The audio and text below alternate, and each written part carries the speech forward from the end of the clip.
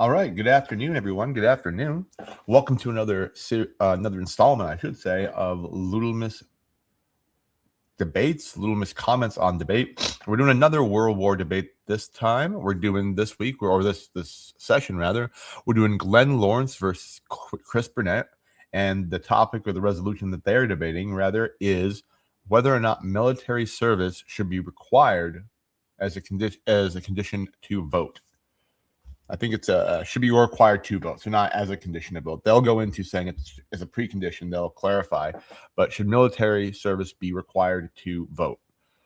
So we'll go ahead and break this down. Hey, people. Hey, chat. Thanks for filtering in, everybody. Good to see y'all. Before we get going with the actual debate review, well, I'll lay the ground rules first, or what I try to do here. What I try to do here is break down the arguments that they're doing kind of the same way a debate coach would. See what arguments are working, what arguments aren't working. Also rate the moderator and see how the moderator is doing as far as getting the debate back on track if it goes off the rails. The moderator is doing a bad job, for example, like trying to just argue one-on-one with a debater, like trying to enter the debate themselves, then comment on that as well. Again, the purpose of a moderator is to encourage the debate to go forward, to make sure each side is getting heard, make sure things are defined and clarified so the debate can happen, so there's actual back and forth, actual crossfire between the two debaters. They're not talking past each other, and that they're actually addressing the topic so that hopefully by the end of it, the audience can vote and see which of the debaters they think actually did a better job debating. Now, the voting for this one is already finished, so the voting is closed off already. There's no ballots to be cast at the end of this one, so my comments won't matter either way as far as who I think did better or worse, what arguments were made or were not made. So that doesn't matter for these folks' success in the coming rounds. And before we begin the analysis, I wanted to make a little announcement. There is this Battleground Nashville live debate September 11th. This Grid and World War Debate are putting on together. It's going to be a 2-day event. The Battleground Nashville event will be on September 11th. It'll be a day full of debates. It'll start in the morning. There'll be a bunch of debates. Then there'll be a break for lunch, a bunch more debates, about hour-long debates live. There'll be a break for dinner and drinks. Then there'll be a live kind of top ticket debate. That'll be an hour and a half to 2-hour moderated debate. And the night will conclude with three local stand-up comics who I hear are really great, and into around midnight. And I will actually be there in Nashville, and not sure exactly what or who I'll be debating at, but we'll be there. It sounds like a great time. It sounds like it should be a lot of fun. So I wanted to put it out there, let people know. So if you all see this around, get the word around. If you're around Nashville or want to go to Nashville, go ahead and get your tickets now. Go ahead and Google Battleground Nashville Debate September 11th. It should be a fun time. And again, it's World War Debate who put these on, in association with Grid and his team at Battleground Debates. All right. Without further ado, if I didn't boomer this entirely already, we should be able to get this back up, and hopefully we should have sound. And let's get rocking and rolling with the debate. I'm going to, again, have it on at 1.5 times speed so we can get through it. But I think everyone here is fairly understandable even at that speed. Let's go with opening statements. So, Glenn, get ready. Your time starts when you do. Good evening or good afternoon, whatever time it is for you guys. Before we begin, I want to acknowledge that my opponent's from Canada. Now, it's fascinating to me to be lectured about civic responsibility, citizenship, and voting rights by somebody whose country's national defense strategy is pretty much summed up as, don't worry, America's got it. That's not an insult. That's just geography. America spends millions and billions of dollars maintaining the most powerful world military, while Canada enjoys the luxury of knowing that if something goes sideways, Uncle Sam isn't going to sit there and watch. So when it comes to the discussion about civic duty, sacrifice, and national service, I think America has earned at least a seat at the table. Now, let's be honest. Canada has become famous for some things that many Americans look at and say, wait, you're doing what now? Like, for example, a country where assisted dying is expanded into areas that would be considered unthinkable generations ago. If you have Crohn's, euthanasia, no problem. A country where identity politics and social ideology has become a major cultural export. Now, today we're going to be discussing whether or not a citizen should serve their nation before exercising the political power is somehow unreasonable. See, now I disagree with this position. My position is simple. Every right grants power. Free speech gives. All right, so just to start off the bat, I don't know why he wasted the first 2 minutes of his opening talking about what is essentially an ad hominem attack against the person attack, a fallacy against the guy he's debating because he's from Canada. Like, you're debating a prompt. Should military service be required to vote?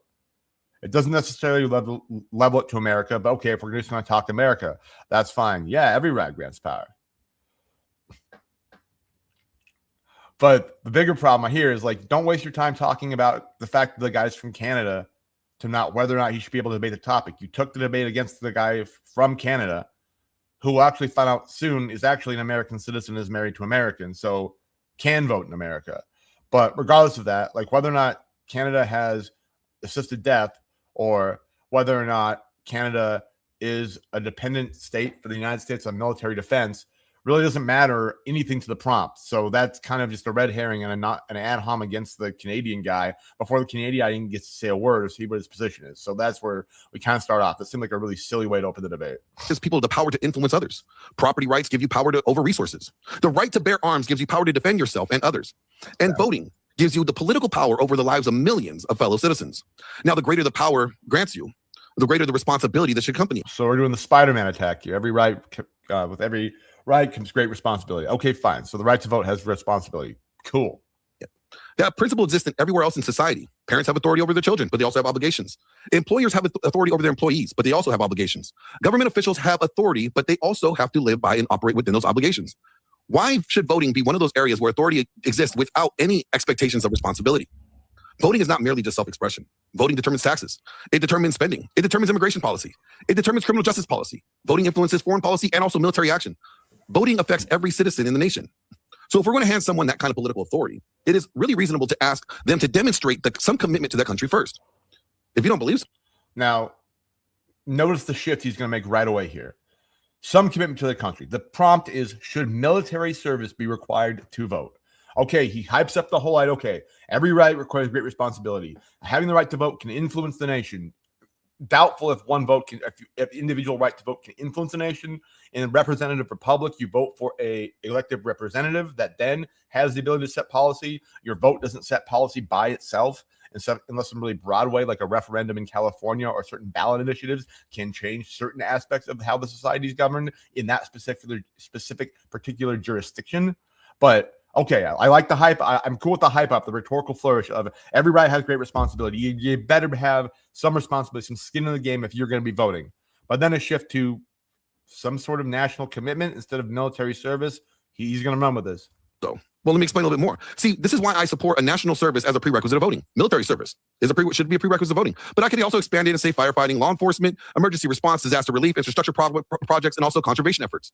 So he's already now shifted from the topic, which is, should military service be required to vote, to any kind of national service. If you want to do if you want to go build a bridge or dig a hole, if you want to go be a doctor, if you want to be a firefighter or a police officer, that counts as national service, because military service just means national service. This is a huge shift off the topic.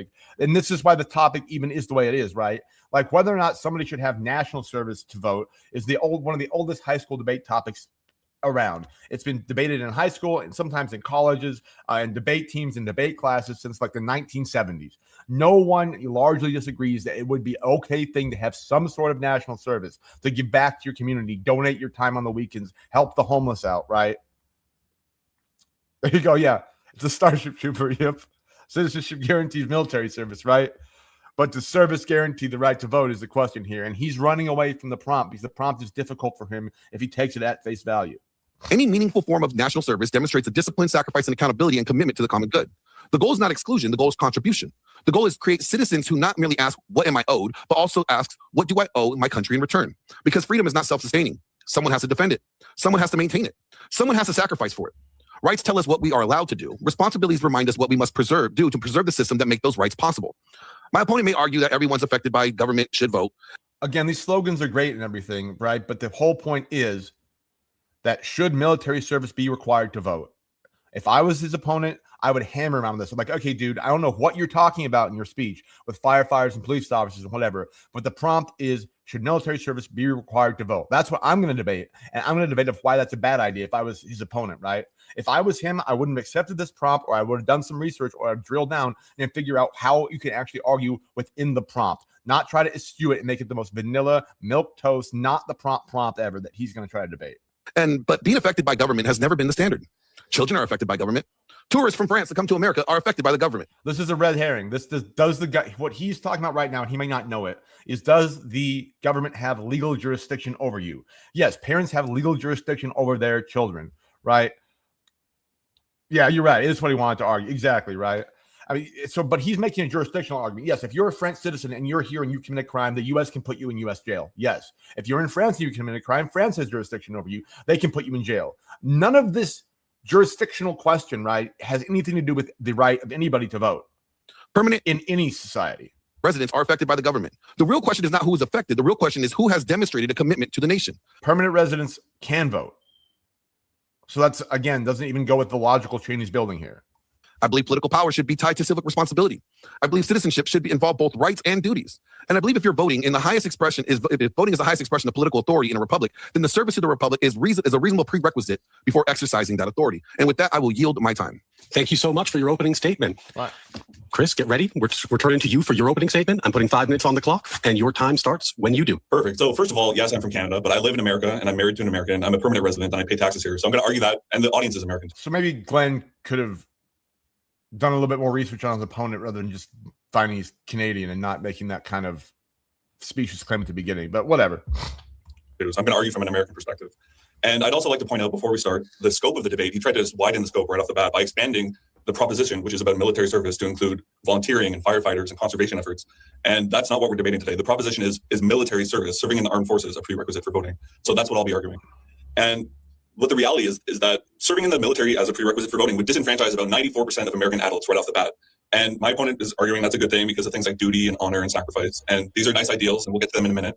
But to begin with, I'm going to look at the practical realities of what this actually means. Practically speaking, if here's a list of people who will no longer be able to vote: heart surgeons, brain surgeons, oncologists, nurses, pilots, mechanics, hospice workers, engineers, pastors, small business owners, lawyers, judges, truck drivers, farmers.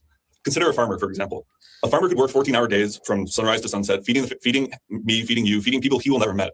And I would be unable to look this farmer in the eye and tell him, hey, look, you feed the nation, you pay your taxes, you're subject to our laws, your entire livelihood is dependent upon environmental policy and trade policy and gas prices and inflation, but you don't have a right to say how those policies are dictated. Another example is a hospice worker. Okay, so this is not a bad argument to start off with. He did the right thing at the beginning. He said, my opponent's running away from the prompt. It talks about military service. Now, I would have gone a step further. If I was coaching him, I advise him to go a step further. And I'd say, you need to define better what military service means. Like, service in the armed forces is a good start. But what does that actually mean for the person, right? That means the person has to get a physical fitness test. That person has to sign a contract for a number of years, whether it's 2 years or 4 years or 8 years, right?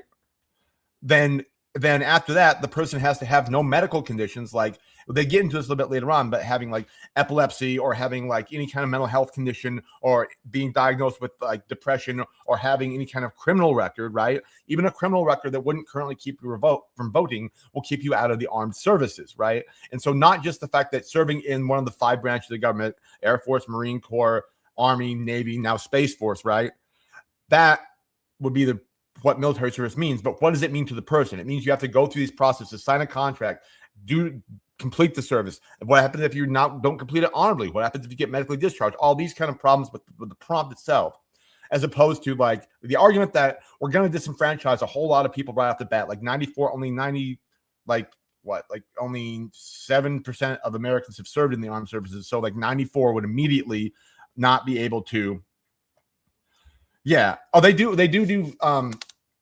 At least when I was in the Marine Corps, they did offer a thing called like a 2-year national call to service contract, which was because it was during the Iraqi conflict and we needed people. They could do a 2-year with there you go. Yeah.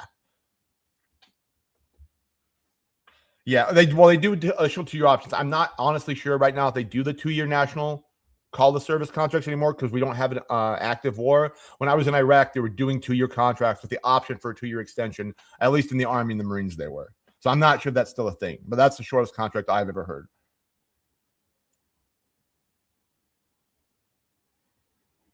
No, absolutely. No, for sure.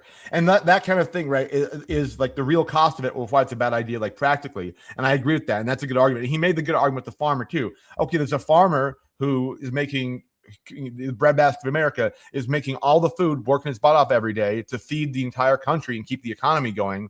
But since he's not in the military, he doesn't get a vote. That seems weird that we disenfranchise somebody who's working just as hard to serve the country, even though it's not military service. The whole disenfranchise all the people out the bat. I mean, that's kind of it's a fraught subject to go down, and he doesn't need that argument to win, right? Oh, worker could hey, thanks for your service. Cool. It was early 2000s when those contracts were going on. It was and it was called a national call to service contract. So I think since we definitely since we got out of the Middle East, well, we got out of Iraq and Afghanistan, and maybe just when we started drawing down, we're doing the surge anymore. They might have got rid of it at that point in time. bathe your dying mother, feed your dying mother, administer medication, and pay taxes on every penny earned doing that. But under this proposition, they would have no say in how those taxes are spent. To me, that is completely morally indefensible and antithetical really to the very concept of liberty. When one class of people performs 95% of the productive labor and pays 95% of the taxes, builds a country, feeds a country, and the separate armed caste, the military, monopolizes all the political power, that's political subjugation. And it divides society into masters who command and subjects who obey. And the word for that really is slavery. My use of the word slavery might seem hyperbolic, but that's an interesting argument. Again, I don't think he needs it to win, but see where he goes with it. It's at the heart of the American Revolution, taxation without representation as slavery. John Dickinson wrote in 1768 that those who are taxed without their consent, expressed by themselves or their representatives, are slaves. Sam Adams likewise wrote that taxation without representation reduced free citizens to, quote, tributary slaves. And John Adams warned that man governed without his consent is not free, but a slave, and, quote, the most abject sort of slave to the worst sort of master. These founding fathers understood that when one class makes the laws and imposes taxes and exercises political power while the other class is simply commanded to obey, the latter are not equal citizens, they're slaves. So my opponent today is really pitching like a feudal serfdom system, and let's call that what it actually is. It's the totally eliminating American liberty. Henry Ward Beecher wrote on the Plymouth pulpit in 1887, and I quote, "Liberty is the soul's right to breathe, and when it cannot take a long breath, laws are girdled too tight. Without liberty, man is a syncope." What I'm getting at is that human flourishing is impossible if your soul cannot breathe. And so my primary argument today is that severing political agency from 95% of the population destroys human flourishing and freedom. And so, yes, military service is among the highest forms of public service, and veterans deserve honor and respect. But there are many forms of sacrifice, and I offer something fundamentally more American than my opponent does. Government by the consent of the governed, not taxation without representation. George Washington's most legendary act wasn't winning the Revolutionary War. It was resigning his commission to the Continental Congress to establish that the military answers to civilians. So to answer Varian's point here, and I think too is the argument he's making here, he doesn't need it. The whole that this is against the Constitution, it's unliberty, it's not representation. Again, voting is not directly representation. Again, we have representatives who are elected through voting who go up and run the government. We also have appointed people who are appointed bureaucrats who the elected representatives appoint to do like IRS and FBI and all the federal agencies. And also the fact that like right now, less than 50% of the population generally votes. So do they not have representation then? I don't think necessarily that's representation in the way that he thinks it is. So it's not necessarily representation, and voting is not necessary for representation. However, it is a form of representation.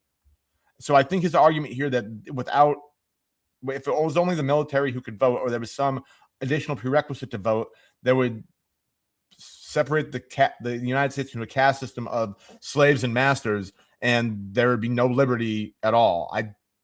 That's a bit of a strong argument. I don't think he needs it. I think we stick to the very hardline principle of what would it actually look like if military service was required to vote. It's a completely insane thing. Opponent wants to reverse this, making civilians answer to the military class. This is fundamentally un-American.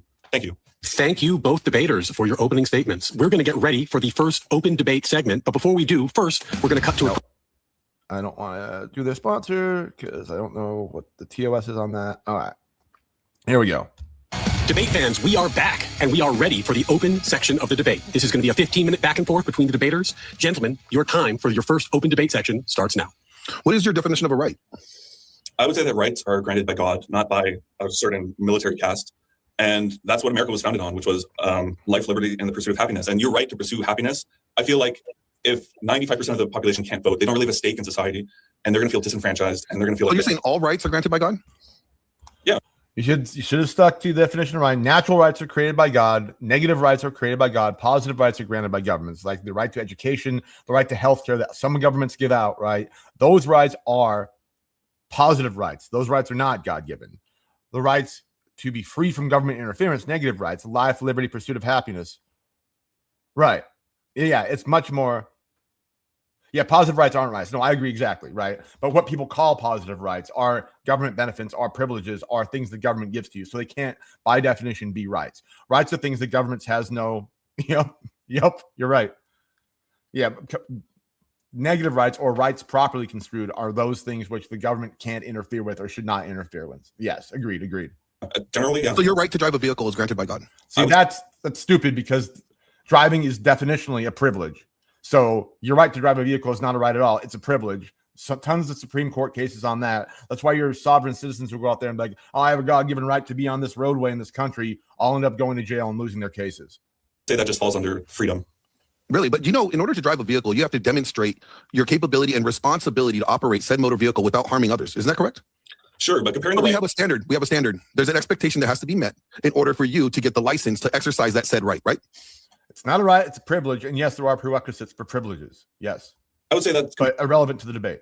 Comparing voting to driving. I'm asking you if it's a simple yes or no. Is it? Do we require you to demonstrate a standard to meet a standard before exercising that right? You require someone to exercise to prove that they can brake and steer and mechanical skills. Well, it does, especially when somebody's trying to grill the other person in like a hard level cross examination, like a legal courtroom kind of cross examination.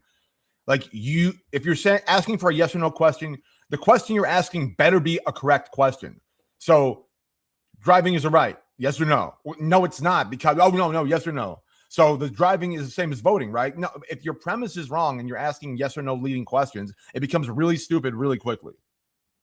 But I would say the analogous situation for voting would be testing someone on whether they know about macroeconomics or trade policy or constitution or civic. You're messing up. I'm asking you, do we require a standard for someone to operate a motor vehicle before licensing them to do so? That's a state-granted privilege, but voting is it's still a principle. Are we? Yes, because it's a state-granted privilege. Our buddy on the left here, Chris, finally got it right. Good. Expecting you to demonstrate that you can operate this thing before utilizing your right. It's not a right, it's a privilege. Yes, but I believe voting is more safe. That's all you had to say was yes. Yes. All right. Yes. So in doing so, what other rights do you have to demonstrate that you are capable of doing so before exercising said right?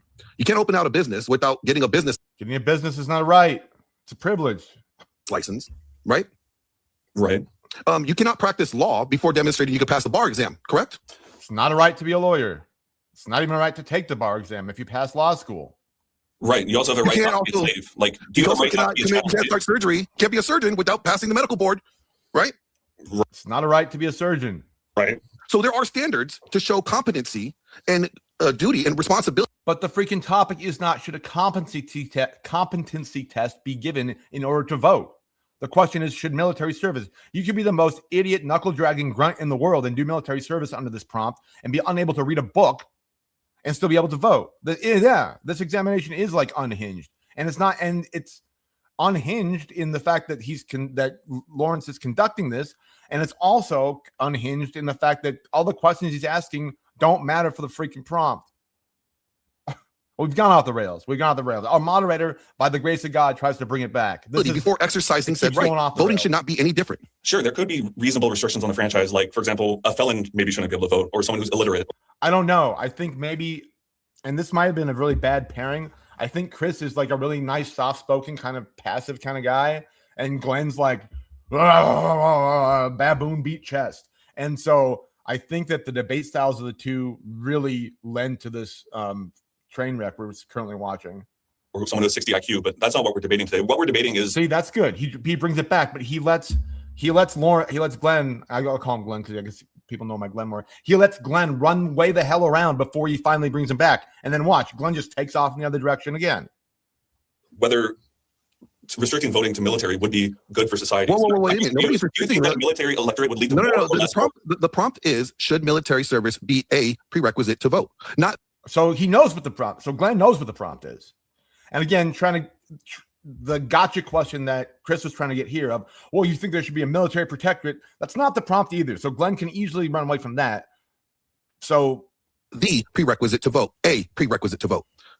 Would that? Yes, a prerequisite to vote, but you can have 19 prerequisites to vote, but having military service would change the right to vote for a great number of people. Doesn't matter if whether or not we have prerequisites to vote. Being said, there's many prerequisites to vote. Yes. You have to be a citizen. You also have to be of 18 years of age, right? So adding another prerequisite to vote does not eliminate 95% of the vote. This one would. If I made a prerequisite to vote in addition to the current prerequisites to vote that you had to only have one arm, any two-armed person couldn't vote. That's a prerequisite to vote. It's a stupid one, but that would disenfranchise a lot of people. So yes, adding one prerequisite to vote is going to exclude as many people as that prerequisite knocks off the statistics. So that's just a stupid line of inquiry by Glenn. Population. How much does it just requires a higher standard of entry to do so, which would eliminate Yes. 95% of voters, right? No, Yes. Who would it eliminate? the people that choose not to serve in the military. Right. So presently, Would that be a choice, right? Would that be a choice? They choose not to vote then. do you think that would lead to more wars or less wars? Whether it leads to wars or not doesn't really matter. You got him. He answered you yes. The people who chose not to serve wouldn't get a vote. Now drill down on that. I think it would lead to more consideration when it comes to going to war. That's the complete dodge anyways. Do you think it would lead to more wars? Not a great question, but it would lead to more consideration when going to war. And no, it doesn't matter at all. Because these are the same very people that would have to put their lives on the line. Why should you be able to vote that could determine whether we go to war when you're not even willing to die for the country yourself? You're willing to send. So now it seems like for one brief second, Glenn is arguing in favor of the actual resolution, the actual prompt. For one brief second. Our young people to go over there. You're not willing to put any skin in the game.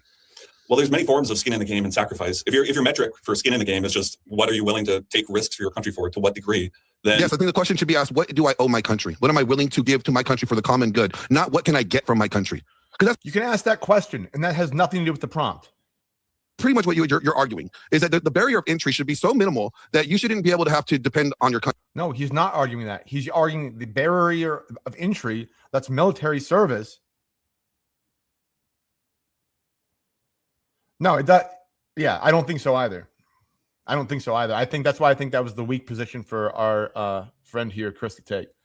And I think our friend here, Glenn, is bringing up stuff that has nothing to do with what.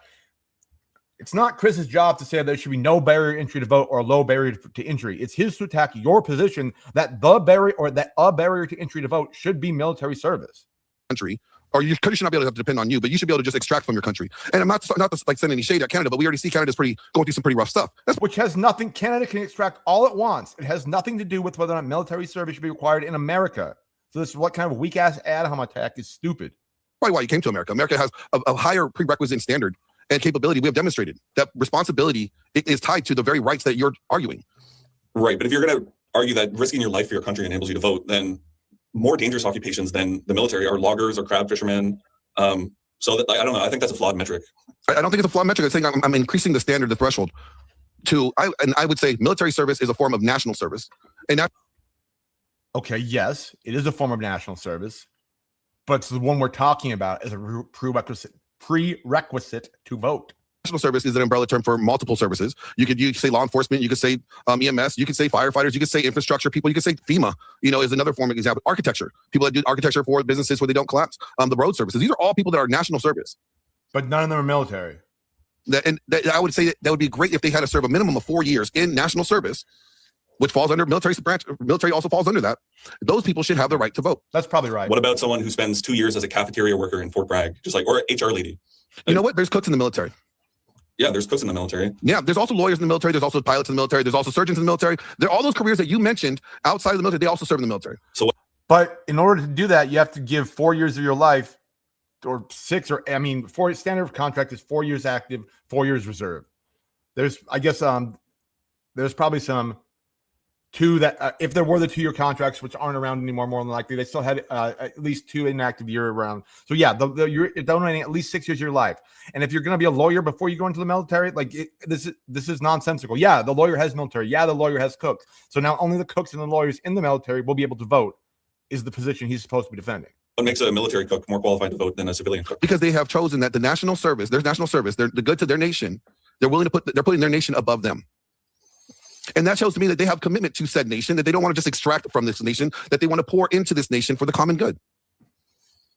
Right. So they want to pour into the nation for the common good. But I would say that there's so many different ways to pour into the nation and serve your nation. For example, a pastor. I just did. A chaplain is a pastor. Right. But what percent of... They started with the beginning almost. And Chris just kind of let it slide after that. And then just like Glenn hit him over and over with this, well, what about driving? Well, what about opening a business? Well, what about practicing law?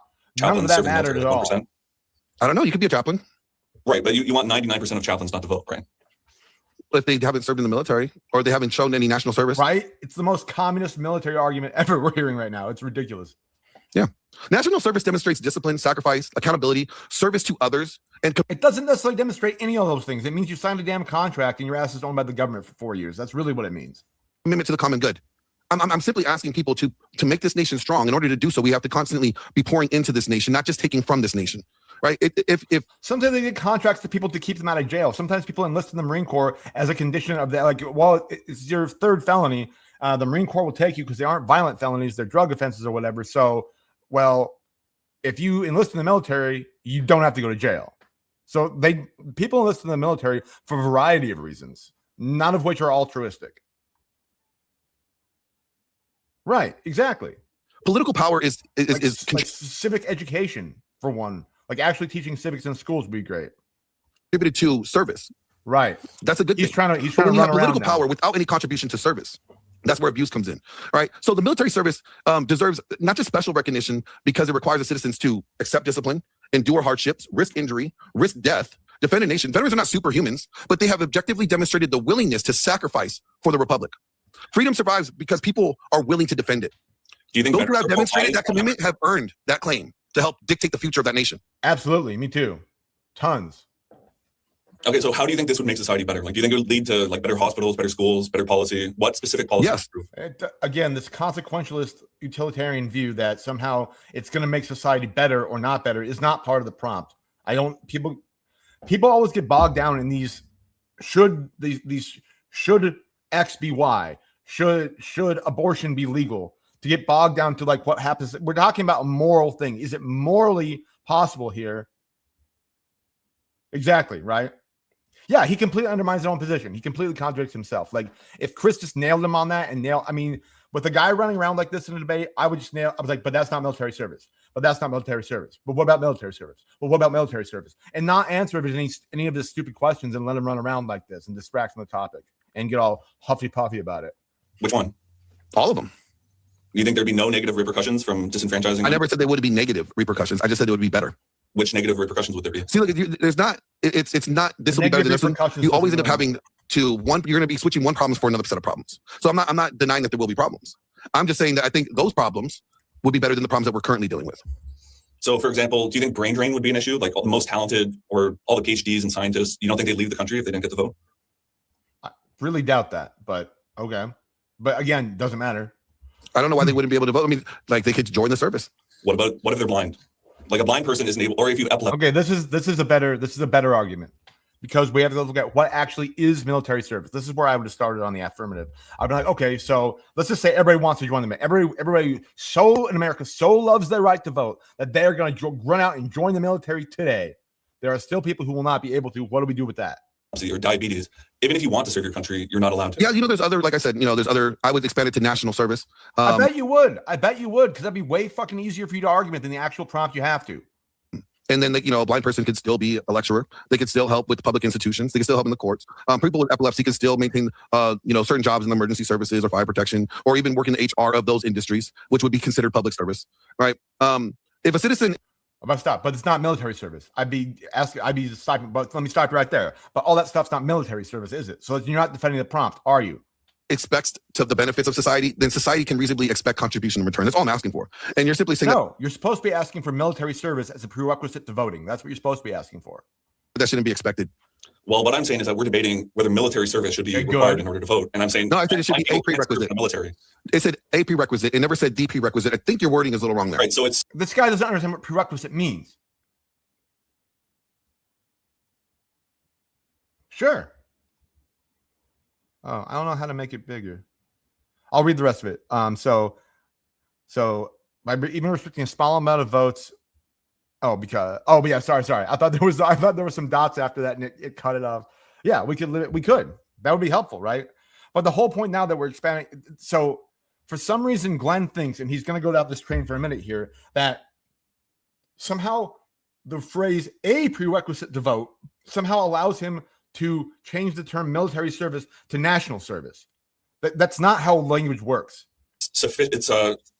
It's necessary or it's sufficient, right?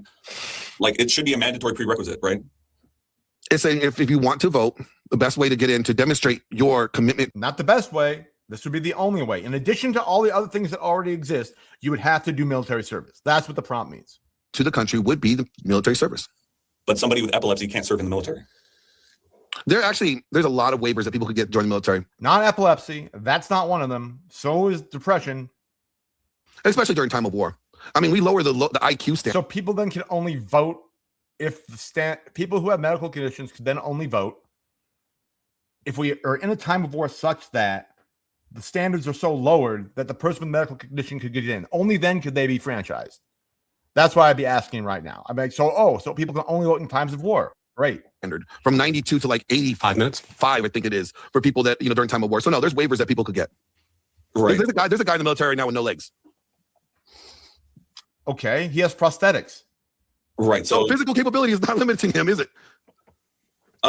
Well, I don't know. I still think it's very discriminatory against blind people, people in Discriminatory doesn't matter. That's just not the right word. wheelchairs. I think people in wheelchairs can be just as wise and have a good judgment just as anyone else. Sure. They can also serve in the national services in other ways. Like I said, the argument was whether or not the military should be a prerequisite to vote. A prerequisite. One of many. And so what we're debating really is whether that utopian fantasy is better than the status quo. That's really what we're debating. No, that's not what we're debating. And so to debate that, we have to debate the realities of what that would mean for society. Yeah. And so...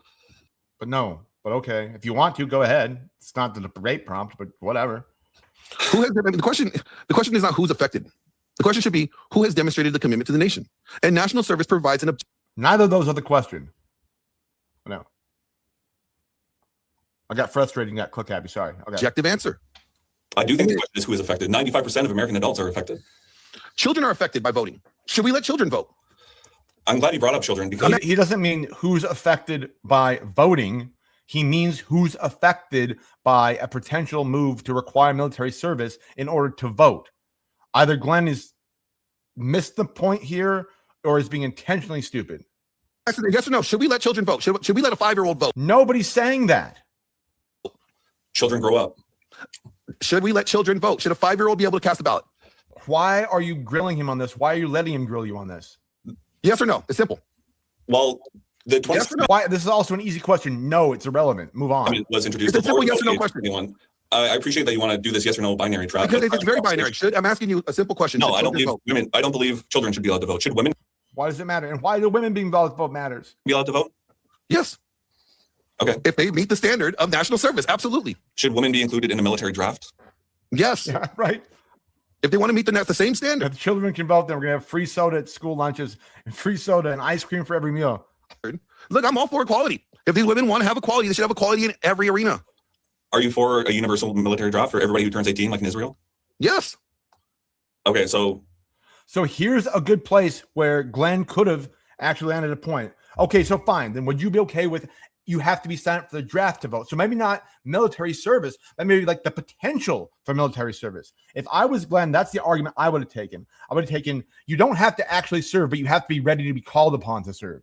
And that gets rid of the whole issue if you have disabilities and stuff, because you can't be called upon to serve then. So Glenn's strongest position in this debate, which he never takes, is you have to sign up for the draft universally. I still think that's not arguing the prompt. I'd still, if I was arguing against that, be like, you're running around from the prompt. But that's probably could have conceivably been his best position from the beginning. I still don't think it flies in with the resolution, but interesting.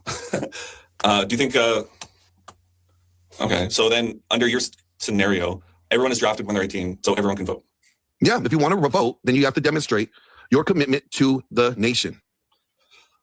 I don't know. If you want to get out of the vote, if you want to get out of the draft, you don't want to vote, then fine. Then that's a choice the individual is making. They're saying, you know what, I enjoy the freedoms of this nation, but I am not willing to invest in the responsibility that I would be able to have if I wanted to vote for this nation. the thing is, it's not just that. If you fail to register to vote, you can have severe civil and criminal penalties. You're not eligible for financial aid. You can't get a city or government sector job. You can't attend some programs in some colleges. You can't attend law school. So therefore, I'm going to opt out of voting and just enjoy the benefits. That's fine. But you don't get to say so in the voting process. You don't get to wield that level of political power if you're not willing to demonstrate that you're willing to fight for it. Do you think what's always the case? If you don't register for the selective service, you already can't vote. But what Glenn almost said is 18-year-old, you get automatically drafted. You can dodge the draft if you want and then not vote. I don't think that's what he meant. So right now the U.S. military is the most professional, deadly army on earth, right? Mm-hmm. So do you think a military draft where like every everybody, every goober who doesn't actually want to serve but just like is kind of forced into it, do you think that would make them more lethal or less lethal? 1 minute. I think that the question, whether it be more lethal or less lethal, I think that the standard would be the same because the training would be the same. The requirement to meet the standard would be the same. If you're trying to say, well, will it change the standard? I don't know.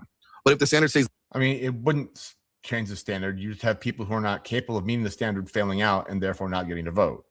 This, again, the line of inquiry is not really helpful. the same, then the barrier of entry to do those jobs and to meet those jobs proficiently would still be the same. Okay, well, I think My question to you is, everywhere else in society, we recognize the responsibility that comes with the authority and rights. Why should voting be different? Chris, answer that briefly, and then we'll read time's up. voting should be different because You're Canadian. I get it. That's why. okay, yeah, time's up. Okay, gentlemen, That was stupid. that was the first open debate round. Debaters, thank you very much for your contributions and your lively back and forth. Very much appreciate you and your time and effort today. We're going to be moving into the crossfire round where I'm going to give you some guided questions, clarify the prompt, clarify the definitions, and set you So Ryan does a really good job here of trying to get the train back on the tracks. up for the next open debate period. But first, a word from our sponsor. Right. Well, Ryan gets them. I know the Canadian, right? Oh, he's Canadian. To cut him off when he's trying to think of an answer. Oh, because he's Canadian. He's an American citizen too right now, which again, not that even matters at all. So I'm gonna start this up. I'm gonna fill my water mug up. Pull this goes real quick. I'll be after close. Debate fans, welcome back. This is the crossfire round where I'm going to ask the debaters some clarifying questions, lead a guided discussion, and try to set them up for a productive remainder of their debate. So, gentlemen, the debate prompt today is military service should be a prerequisite for voting. And I heard some disagreement about how to interpret various terms of that prompt. Specifically, it seemed like there was some disagreement about the term military service and how that should be read. And then there was disagreement about what a prerequisite means or requires. So I'd like to ask you both to clarify how you understand. See, Ryan picks up very well after that, what questions, if they actually are going to answer them, could get this thing back on track. These key terms. He also knows who he needs to ask first these questions to try to get this back on track. In the prompt. Glenn, you have the affirmative, so I'll start with you. The prompt is military service should be a prerequisite for voting. How do you understand the term military service, and what do you understand a prerequisite to be? So I look at military service as national defense or national service. That's ultimately what it is. Military service is a form of national service. So there's many careers in the military. All right, you could be a cook in the military. You could be a doctor in the military. You could be a truck driver in the military. These are all part of the national service that it gives to our military. So I look at military service as a broader view, like a national defense or national service, because a lot of the jobs that from the military people take out of military service and they go to government service. Well, if you weren't able to vote, it potentially could infringe on your other rights, right? So if you didn't vote, then the people who were considering we're still in a representative republic, the people who got elected by all the people who did vote would have a right to would have the ability to set the policies and whatnot that would affect you. So in some diffuse sort of way, it could end up infringing on other rights, but not directly. For example, felons who don't have the right to vote do still have the right to have property and live a life, obviously with restrictions that come with being a felon, that following you around for forever, employment, etc. But I think that a good counter to that point would be that, well, even people who don't have the right to vote, like felons who forfeit it through their own actions, still don't have their property rights infringed. I mean, by the government. They'll probably make less money, be able to acquire less property, maybe not have as nice of a house or even never get a house. But yeah, voting is legally considered a right. And it's dubious, but legally it is considered a right. And it's a considered right under the First Amendment. So the way that, and this is where the Citizens United decision came up that said, everybody says corporations are people. That's not really what it says. It says corporations can contribute to campaign funds in the same way as a person can, because corporate entities are based in people. So voting is considered legally, like under the Constitution and in court cases, voting is considered a right because it's an extension of your First Amendment right to free speech. So that's how it's lumped in as a right, is it's part of your grab bag of First Amendment rights.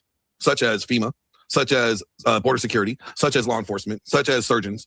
So it's national service. That's how I look at it. Okay, so you look. So Ryan stops him here really here and tries to get him back to national service. military service as national service, and then it's a prerequisite, Yeah. meaning if you don't do it, you can't vote.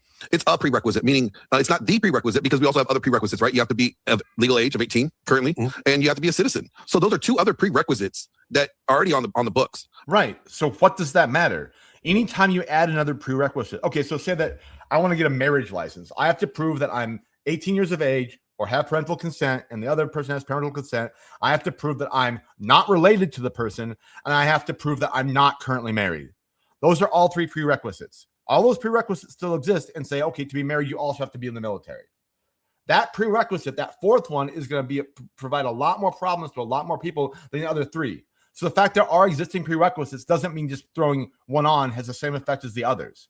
But if you fail any prerequisite, you can't vote. Like if you're not 18, you can't vote, right? That's correct. And if you're not a citizen, you can't vote. Correct. And we're adding another prerequisite, which means if you don't do military service, you can't vote. Well, but also it expands it because if you are 17, you can join the military. And let's say you're 17 and you're in the military and you're This is one of the dumbest arguments I've ever heard he's about to make here.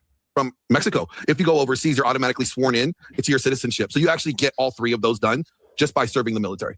So actually, the military service would replace the 18-year-old rule because you could be in your system. You could vote if you were It's not 17. even my system. It's the current system that is in place. No, it's not. It doesn't matter if you are. You can join the. Yeah. Well, that's what. No. I agree. You're not missing the vote.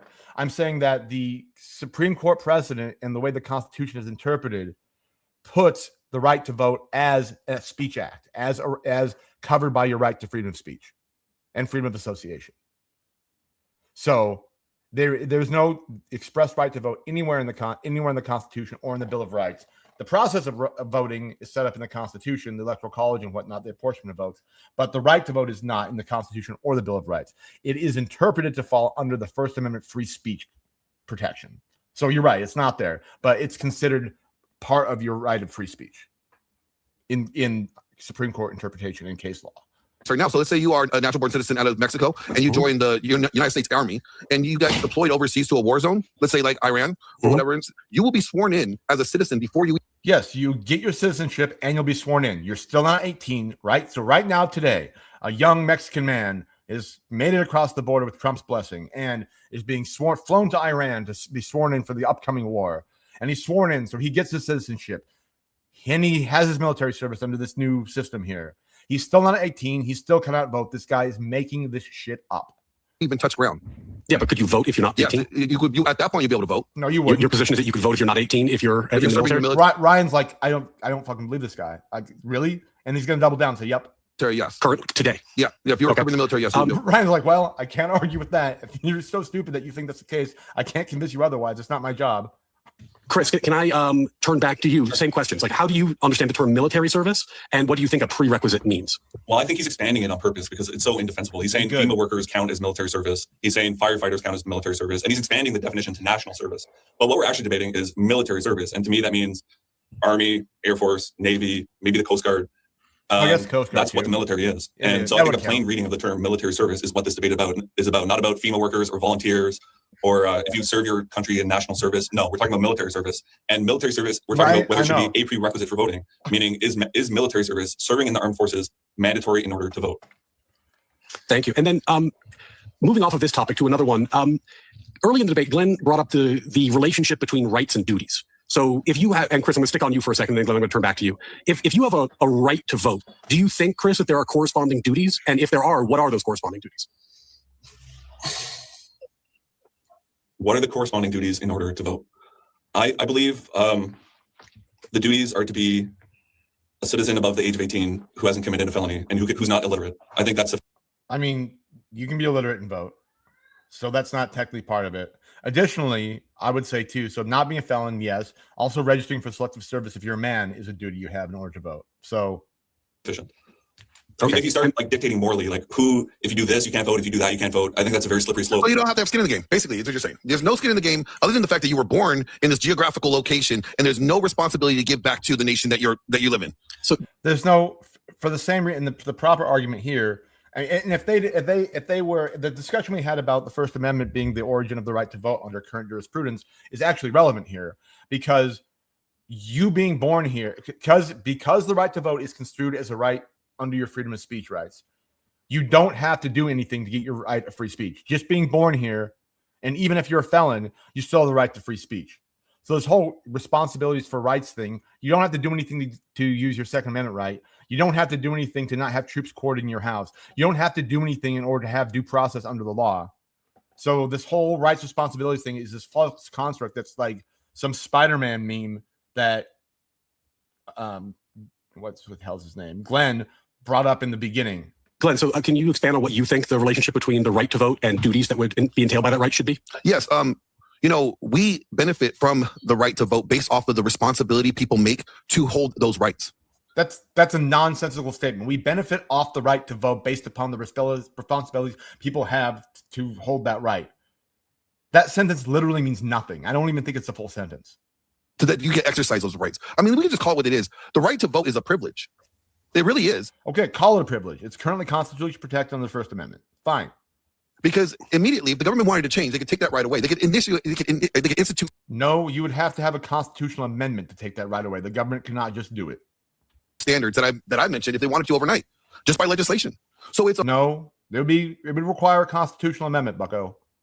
A privilege. And if we want to enjoy that privilege, then we need to demonstrate commitment to the nation. And the best way to do so is showing that you are responsible, right? We take rights away all the time. Prisoners don't have rights.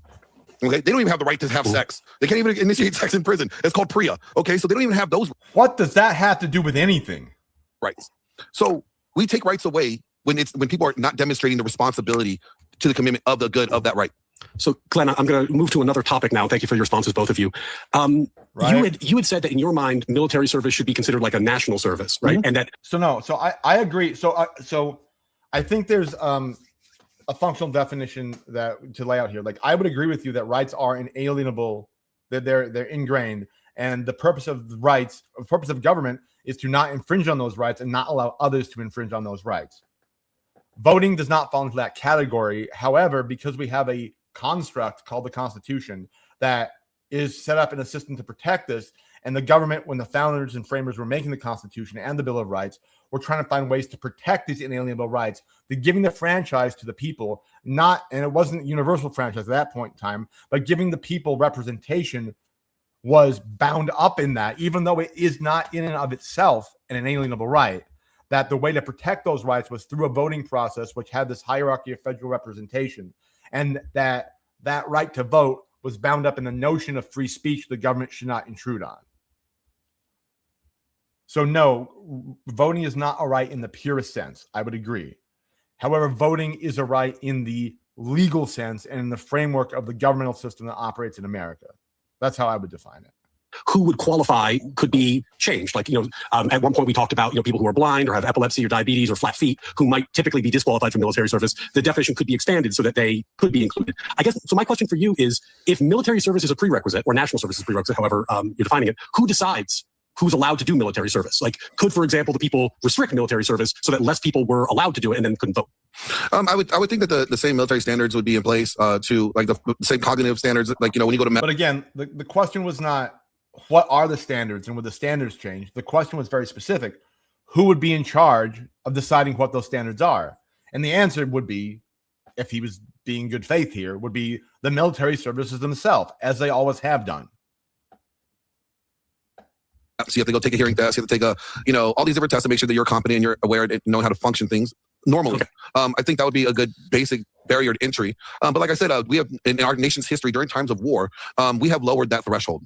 Before you would not be able to get in if you have flat feet. Well, when shit hits the fan, it seems like they don't have no problem if you have flat feet. So you can only vote when shit hits the fan, would be the question I would ask if I was Chris. Feet to let you in there. So I think that we have demonstrated there's a flexibility there. But I guess what I'm asking is, could the people vote to say, yes, you need to military service to vote, and now you can't do military service unless you're an able-bodied man? Could they make that decision? I guess if the people that voted wanted to, sure. I guess they could change the standards of entry. I don't see how that would be beneficial for the national defense. I think that would be kind of stupid to do so, to limit people. Like I said, I know guys that have no legs that are using prosthetics that are serving this country. Yeah, right, because he has prosthetics, so he can pass the test because of prosthetics. If he couldn't pass the physical fitness test with his prosthetics, he could not serve. Now, Yeah, I only asked if they could. Understood. And then, Chris, returning to you, Glenn had said that in his mind, he supports the prompt, but he also supports a system like you see in places like South Korea or Israel, where it's either maybe you could clarify this. It's either compulsory or highly. This is the first debate I've watched so far that Israel's taken 30 minutes to enter in the chat. And I don't think it's entering in the way it usually does. Encourage that everybody do a period of military service, like a year or two, when they come of age. In your mind, would that be compulsory or would that be just highly encouraged? It would be highly encouraged. I would encourage, I think the shortest army contract is 2 years. So we're willing to join the army for 2 years. I think if you're going to say do civic service, let's say if you want to do. And again, like we were talking about in the chat earlier, that contract's no longer a thing. It was a thing during the height of the Iraqi war, that 2-year service, but it had 2 years of reserve service afterwards as well.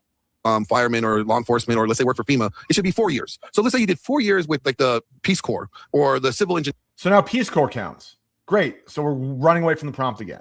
Union, right? And you did 4 years there, then you have earned your right to vote. You have demonstrated your commitment to the nation. You're saying, hey, I'm willing to give into this nation for it to be better. So Chris, what's your reaction to that? Like if there was some kind of system where it was basically either compulsory or highly, highly encouraged that you do a short period of military service? Yeah, I mean, I'd be fine categorizing it. I'd be fine like thinking of it in the context of a positive right. Like I don't think that's the wrong way to construe it, especially the way it's operated. Like infrastructure and system has to be in place for you to be able to exercise it. Like if it is complete anarchy and we've been invaded by China or whatever, like your right to vote would kind of cease to exist.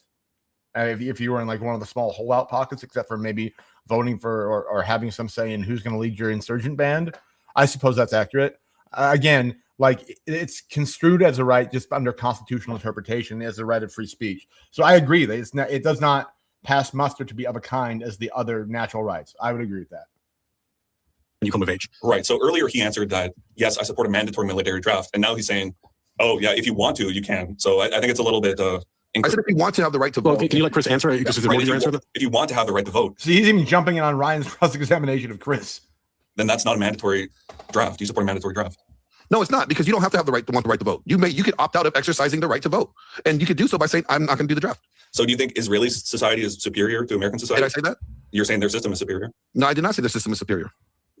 Don't think he quite said that. And that's not the Israeli system. Like, know a little bit more what you're talking about before you ask the question, guys. You're saying you want their system. No, I did not say I want their system. When you turn 18, you have to serve in the Don't military. put words in my mouth, because I did not say I wanted a specific system. I said I would encourage volunteer service, and that volunteer service means you get to vote. If you choose... No, you just said you would encourage a mandatory service, and you could opt out if you didn't want to vote. That's what you actually just said. Not to volunteer, then you don't get to vote. Chris, do you have a reaction to that? Otherwise, we're going to wrap up the round. I think that sounds like much more strict than Israeli society. And I don't want to live in a hyper-militaristic, like fascist theocracy like that. So well, good for you. I don't think anybody does. But I don't think that's what he's offering either. That's my position. Okay, debaters, thank you. That was the crossfire round. I hope that for you as debaters, it provided some clarity about each other's positions, and for the audience, it illuminated where the debaters are coming from. Now, to remind the audience, as we move into the second round, because there's been some disagreement about the meaning of the prompt, today's debate prompt is military service should be... Way to nail it down at the end, Brad. Just to remind everybody what we're actually fucking debating here. A prerequisite for voting. And ultimately, you, the audience, are the people who are going to vote on which of these debaters moves on to the next round. And when you make that decision, you should be thinking which of them better articulated their point of view regarding today's debate prompt. And ultimately, who is more convincing and who did a better job defending their position is up to you, the voting audience. Gentlemen, back down, we're going to be moving into the next 15-minute period. Before we do, a quick word from our sponsor. All right, zip past the sponsor.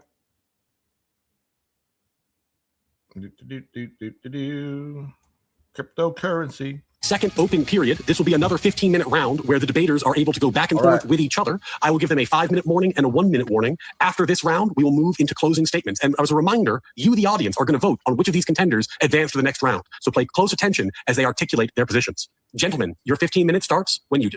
So you had the first question last time. I would appreciate the first question this time. When Joe Biden or Kamala Harris or Alexandria Ocasio-Cortez is in charge of the military as commander-in-chief, and they say, in order to serve in the military, you must have transgender support, you must support DEI, you must be vaccinated, and you must... What world are you living in? This is not Canada. That literally happened like 2 years ago during COVID. They said you need the COVID vax, and if you support these ideologies, we'll kick you out. And then we saw that what happened when they were rebutted, right? They kicked out a bunch of military people, and then the government got sued, and then they had to But I think the point, the Canadian... He's not Canadian. He's American. The point that Chris was making is that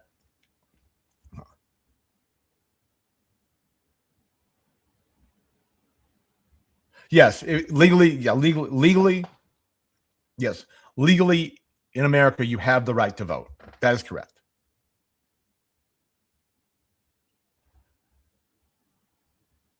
Well, okay, so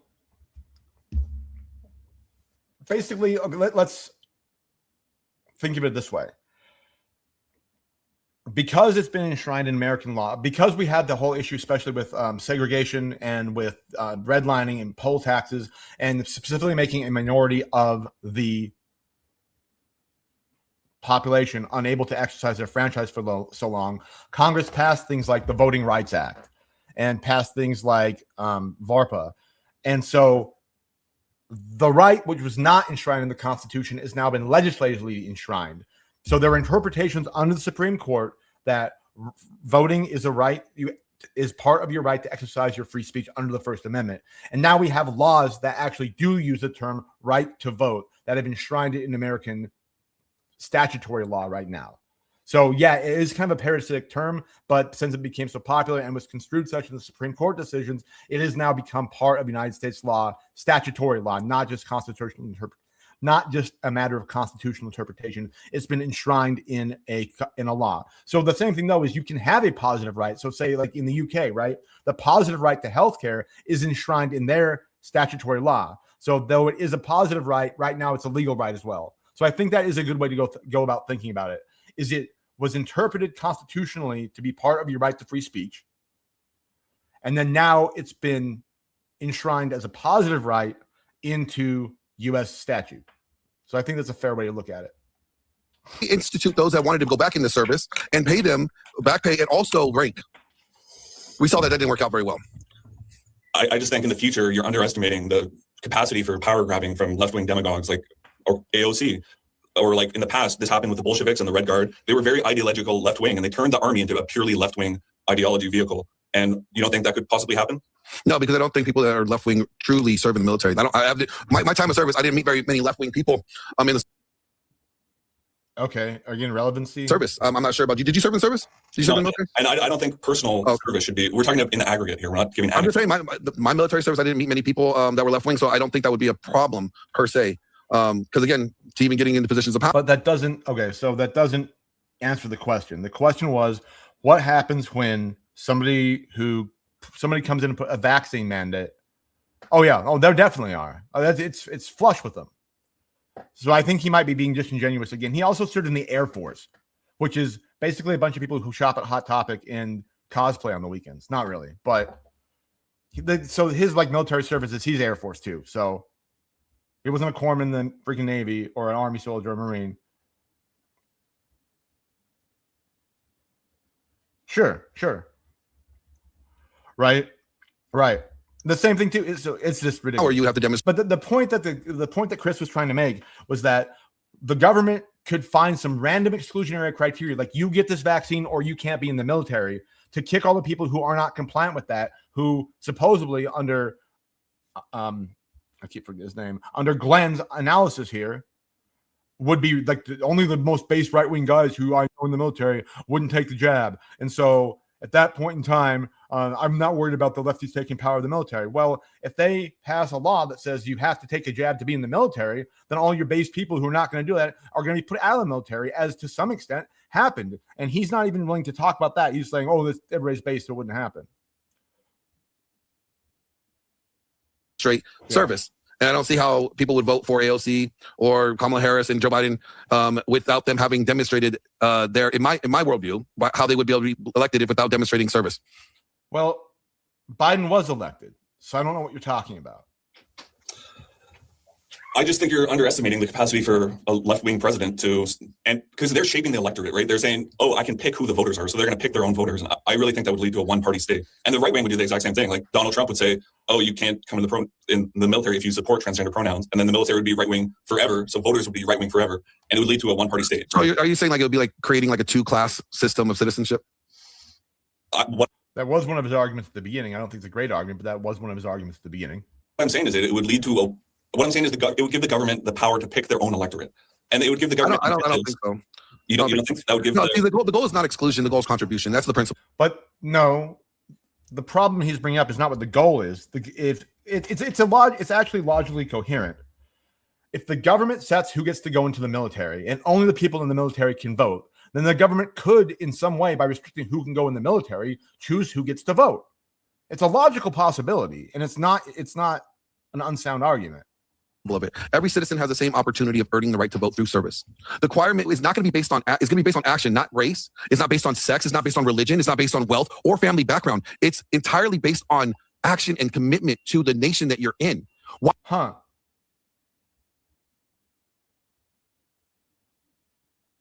So can you explain that a little bit? Because, I mean, there are other, so you say you have a bunch of prerequisites for something, right?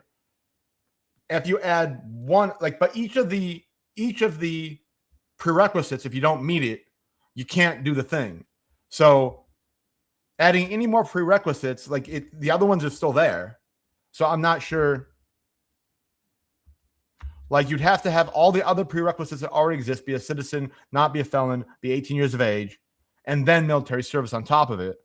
Like, I think any prerequisite is by definition exclusionary, whether or not it's necessary.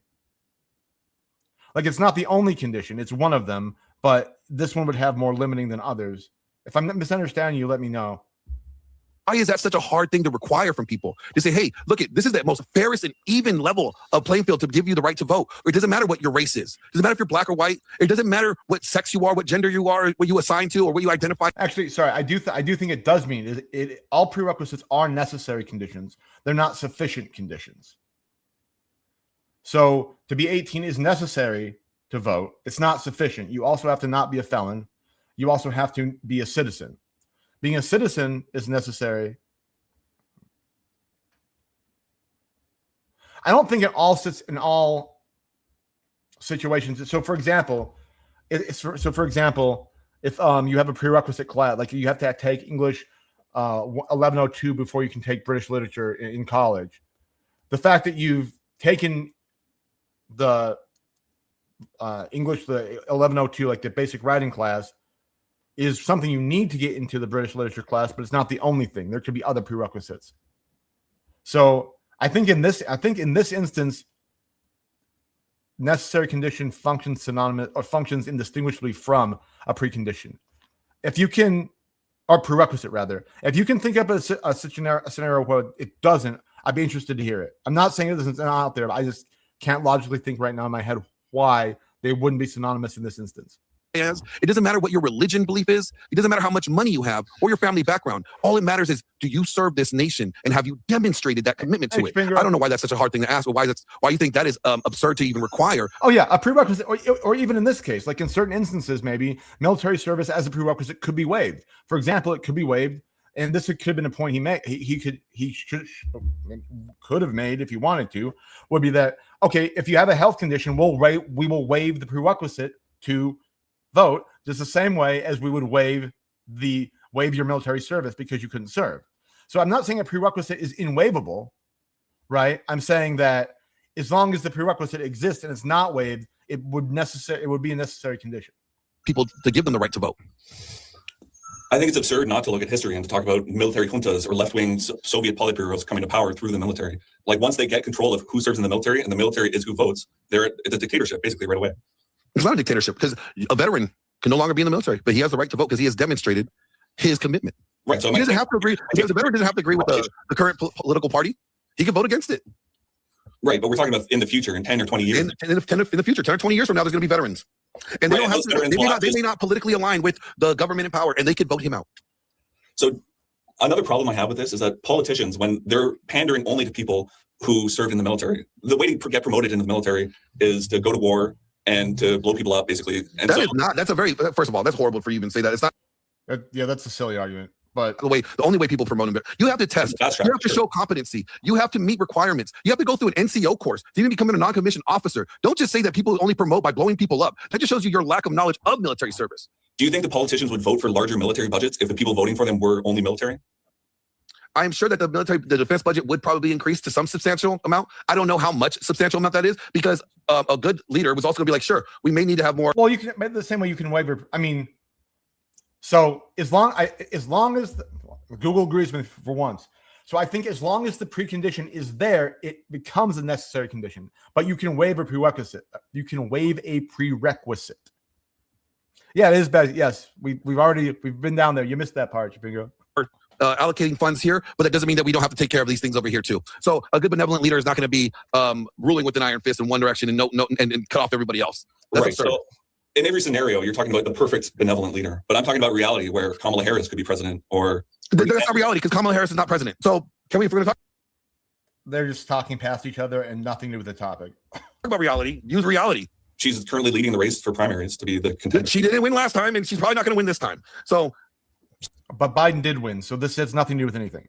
So help me out here. Live in reality. Reality, we have Donald Trump as president. So there we go. We're never going to have a left-wing president. I don't know. If we implement my policy, probably not.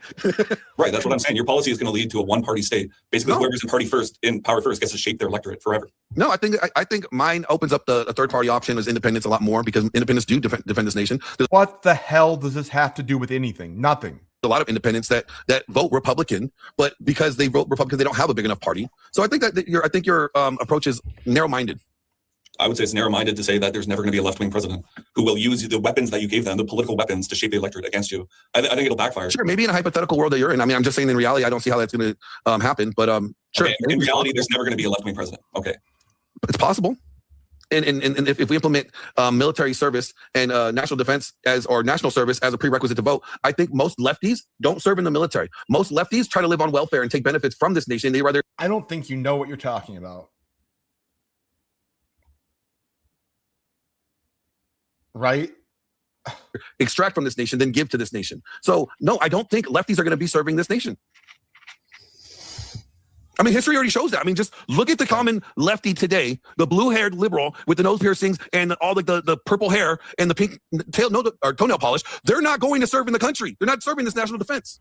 If they were to mandatorily serve in the national defense, as you suggested earlier, they'd have to take out the pink hair and the nose ring. I think you're underestimating the amount of left-wing militaries. They're outside protesting. I don't know what you guys have in Canada. I'm sure you guys have a lot of lefty protesting and military out there. That's fine. But over here in America, a lot of the people that serve in this country are either independent, Republican, and yes, a small minority of Democratic service members. But We've already had this go through the chat. That's not true. There are plenty of lefties running around our military, even at the highest levels. they're not the majority. But, I want to say this. What I'm talking about is not exclusion. Everybody has the opportunity to choose to serve their country and to get the right to vote if they want it. Unless you're blind. Again, we don't let every paperwork, but right now they could do braille paperwork in the military, and we're talking about a debate based on the terms of military service is a prerequisite for voting. So you're talking about changing the entry requirements for the military to make it less lethal. Well, you know what? The Neuralink is going to happen eventually. Then they might have sight. What the hell does Neuralink have to do with this? Is so dumb. I'm glad you brought up technology because the wars of the future, 20, 30, 40 years from now, they're not going to be fought by humans, right? They're going to be fought by drones. To some degree, there's always going to be the need of boots on the ground. So there will always need to be men and women to go and risk their lives on the ground. Right. So a civilian supply chain person who builds drones in a factory, they don't get to vote. No. Have they served the country? I would say that service comes in many forms. You don't even have a standard of service. We asked you earlier, what is your standard of service? And you said, be born here. That's universal. That's a prerequisite. That's the only prerequisite that's needed. And my position is that status quo is superior to this radical social experiment you're proposing. What you're talking about is blowing up Western civilization. Right? Okay, so let me ask you this: how has 5 minutes? How has it benefited? Oh yeah, we go further off. We're like crashing off the bridge into the lake at the present time. That non-taxpayers, Ryan tried so hard. When they get the right to vote. I would say that military members are not even net taxpayers; they're net tax recipients. I didn't ask you that question. I asked you non-paying taxpayers, people that don't pay taxes, and they get the right to vote. How does that benefit the nation? How does that relate to the topic? I think that they expanded the welfare system. Yeah, that's really benefited the nation. It's probably benefited them more likely. If I was Chris in this, I just would nope, not related to the topic. I'll be happy to answer a question when it's related to the topic. Now let me ask you some questions on the topic. Not related to the topic, not related to the topic. You're not talking about the topic. You're not defending the topic. I would just kind of try to realistic because he's just running around everywhere and Chris is not doing an adequate job of pinning him down. So he's getting frustrated and he's getting red in the face and I would be too, but I would be fighting back on this and be like, nope, don't let him run around. That's not the topic. That's not the topic. Moderator, can you please step in and make this guy talk about the topic or I don't know what we're doing here. What other non-skin in the game voters? How does non-skin in the game voters benefit the nation? Does it benefit the debt? Does it benefit borders? Right. So what you're saying is that if you're poor and broke, you shouldn't be able to vote. And so you can't even manage your own. No. I'm saying if you don't pay taxes in the game, if you don't pay billionaires should have more votes, right? Or should we set the threshold at 1 million or 100,000? I said if you're not paying taxes, there's a lot of people that pay taxes that are not millionaires. Right. So poor people shouldn't be able to vote. If you turn 18, you turn 18. If they served in the country, if they served national service, yes, they get the right to vote. Again, what I'm proposing doesn't require wealth. I'm just saying, based on my proposal, it's all based on action. It has nothing to do with race, sex, religion, wealth, or family background. It's commitment to service to one's nation. You're saying you shouldn't have to demonstrate a commitment to the nation. You should just be able to extract resources from the nation. You're saying you're proposing an entitlement. You want entitlement without responsibility. Well, I'm glad you brought up entitlement because you're entitled. I get it. Canada does that to you.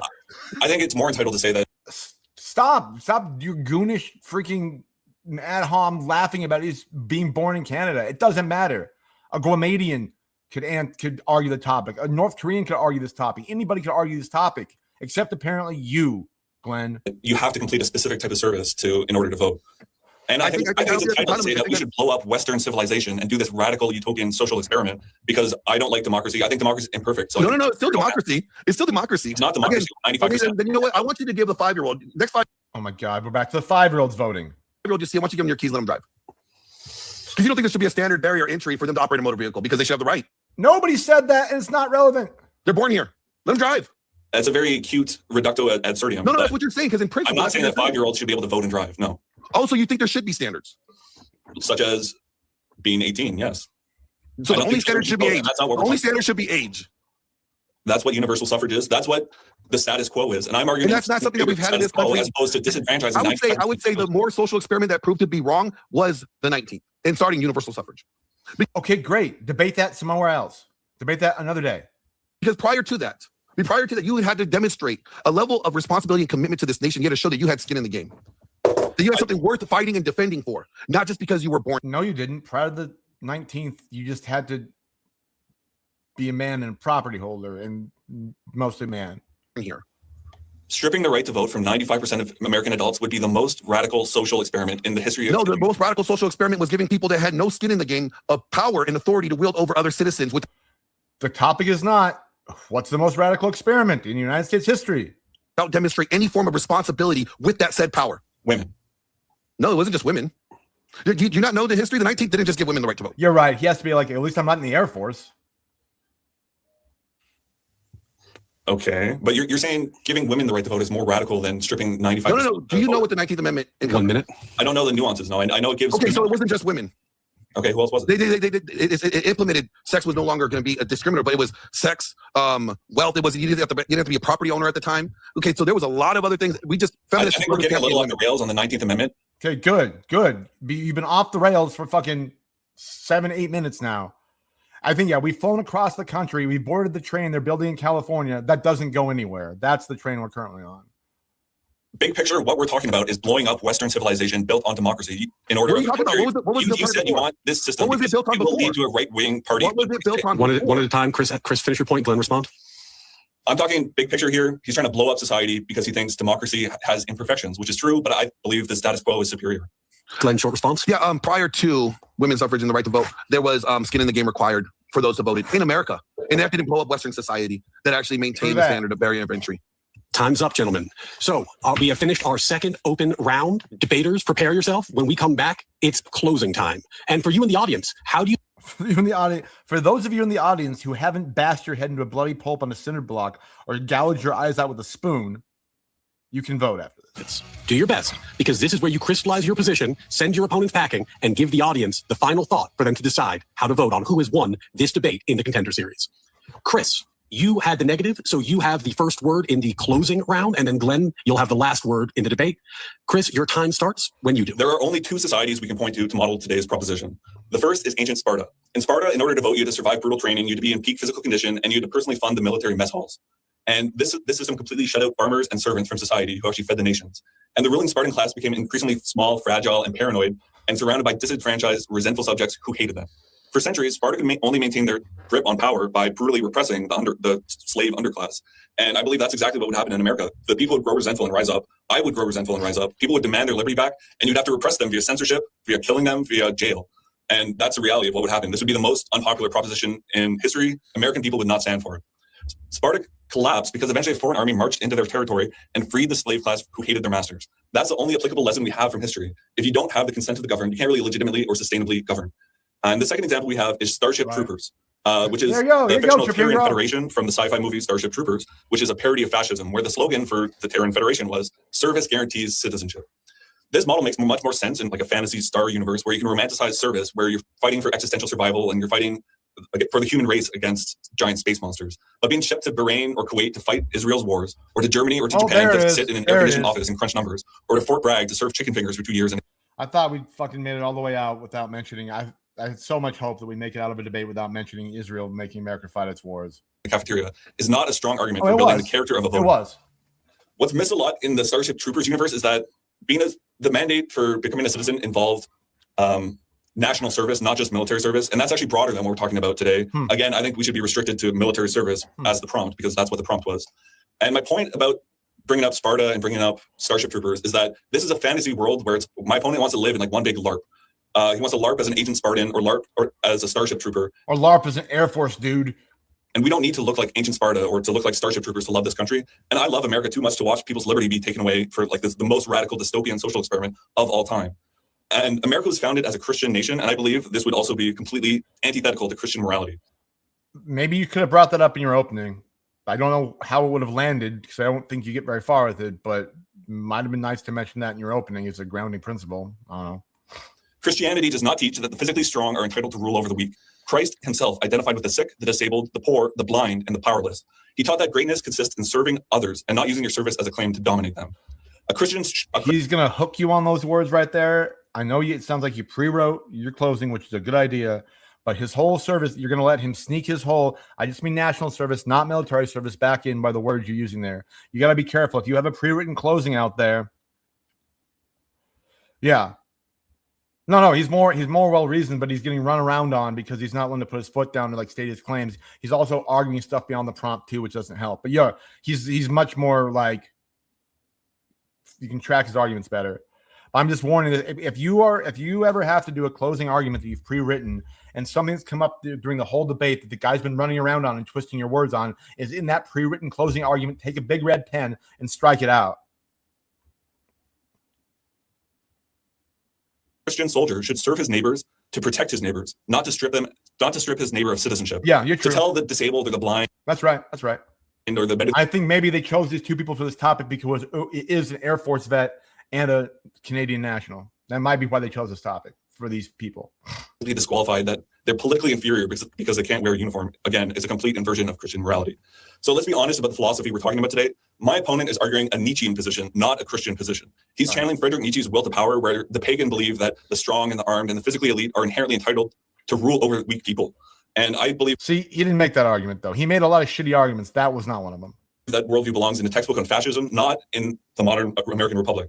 So protect human flourishing, protect the consent of the governed, protect America. Thank you. Thank you for your closing statement. All right. Glenn, we're going to end on you. You have 5 minutes for your closing statement, and your time starts when you do. All right. Ladies and gentlemen, today you've heard two competing versions of citizenship. One says, congratulations, you exist. Here's your political power. I don't think we ever talked about any competing versions of citizenship at all. Mine says, before you help steer the ship, you must spend some time help keeping it afloat. Almost like what Christ said, for those that want to lead, you must serve. Oh, service, right? I happen to support the second one because every right grants power. Free speech gives you the power to influence. Property rights give you the power to have resources. The right to bear arms gives you the ability to defend yourself and others. And voting, well, voting gives you the political power to decide how everyone else's money gets spent. Let's not pretend that's a small thing. Voting isn't like deciding toppings on pizza. All right, voting influences taxes, spending, immigration, criminal justice, education, foreign policy, where there are young women and men have to sit halfway around the world wearing camouflage. Voting gives you real power. And throughout human history, power has always come with responsibility. God, Spider-Man. If you want to drive, you need training. If you want to practice medicine, it needs training. Those are certifications and privileges, not... If you want to fly a plane, you need training, a standard of entry to show that you are competent and responsible to do so. So then argue for civics tests as a prerequisite to vote, not military service. Apparently, some people think that deciding the future's most powerful nation in human history should require less preparation than operating a jet ski. I don't know why, but that seems kind of ass backwards if you ask me. My opponent says everyone is affected by government should vote. Sure, okay, fine. But children are affected by government. Tourists are affected by government. You know what? My dog is affected by the government. Should he have the right to vote? Let me get a paw. Being affected isn't a standard. The question is, what have you contributed? what burden have you carried? What sacrifices have you made? Because freedom is not a subscription service. You don't get to sit on the couch and consume the benefits and complain when the Wi-Fi goes slow. A republic survives because people contribute to it. People serve, people sacrifice, people show up. That's why I supported national service as a prerequisite. Military service is one of the most objective ways. Firefighting could be another one. EMS. He's running around again. Is another one. A medical disaster relief is another one. Infrastructure projects, conservation projects, community service. These are all forms of national service. So if I was Chris in the closing, even everything's gone to hell in a handbasket. Actually, probably is true. The best way for Chris even to try to freaking pull this plane out of its nosedive in his closing would be like, my opponent's going to get up here and try to tell you that there are things that constitute national service. Those things don't matter. Throw those things out of your mind. This debate is about and only about military service. My opponent has been entirely unwilling this entire round to talk about the prompt, to talk about mandatory military service in order to be able to vote. He's going to get up here in his closing. He's going to mention firefighters and infrastructure workers and FEMA workers and Peace Corps and who knows what, dog catchers even, that those somehow count as military service because they're national service. He's been running away from the prompt all day because he cannot defend his own position. So no matter what he says about national service in his final argument, do not listen to him. It's not the prompt. Before you vote, read the prompt. And that's all I can really say about that. It would be more or less my closing argument. Would fall under military service. Not because people are better than anyone else. They don't fall under military service. That's not else. Not because they're smarter than anyone else. Not because they're morally superior, but because they have demonstrated something matters. They have demonstrated discipline. They have demonstrated sacrifice. They have demonstrated accountability. And they have demonstrated a willingness to contribute, rather just merely consume the benefits. They have shown that they are willing to carry some burdens to require to sustain the freedom that our society has. Now, let's be honest. Every generation loves talking about rights. Very few love talking about responsibilities. Everybody wants freedom. Everybody wants protection. They want roads. They want EMS. They want the nation to defend them. Everyone wants benefits. But who's willing to contribute to maintain them? That is the question. Because freedom is not self-sustaining. The Constitution does not defend itself. The nation does not maintain itself. The military does not enlist itself. The roads do not repair themselves. Well, during a draft, the military does kind of enlist itself, but that's neither here nor there. Communities do not protect themselves. Someone has to show up. Someone has to serve. Someone has to sacrifice. Someone has to carry that burden. And those who have demonstrated the willingness have proven something important about their commitment to the Republic. Now, before I close, I want to return to my Canadian opponent here. I find it amusing that Americans are often told our expectations for citizenship are too demanding. We're told expecting service is somehow extreme. Yet being lectured by a nation that relies heavily on America's security umbrella through NORAD or NATO, while Americans spend enormous amount of resources maintaining the military capability to help secure that very own nation in the Western world.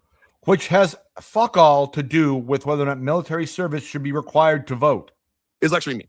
Now, I have no beef with Canada. I love all my Canadian friends. But Canada has chosen a different path on many social issues. America has chosen a different path than many others. That's their choices. But if we're debating civic duty, sacrifice, and the relationship between rights and responsibilities, I think America has earned the right to have that conversation and demand that there's a demonstration of service to wield the voting power. But apparently you have been unwilling all day to have that conversation, good sir. Let me just say this in closing. Every right comes with responsibilities. A nation that doesn't have responsibilities tied to rights has entitlement. A nation that has responsibilities tied to rights has duties. We want to be a nation of duties. Thank you very much, both debaters, for your closing statements. Well, that was great, wasn't it? So I was thinking I'm not going to do another one today. I'll probably do 2 tomorrow. If you want to watch a more hideous and incomprehensible debate than this one, the one that Alish did, she's incomprehensible in that debate, but the person that she's debating, I forget what his name is, his opening is like a spoken word poem. It doesn't even it's like a lyrical expose. It's like he was doing the whole thing as a troll, but I don't think he was. If you want to see something worse than this, it's even horrible. Right.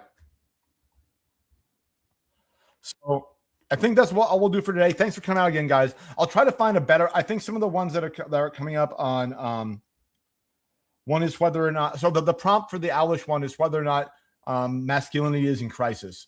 It's a horrible debate, and the guy who runs World War Debate was a moderator for it, and he tried to get it back on the line because this is his baby.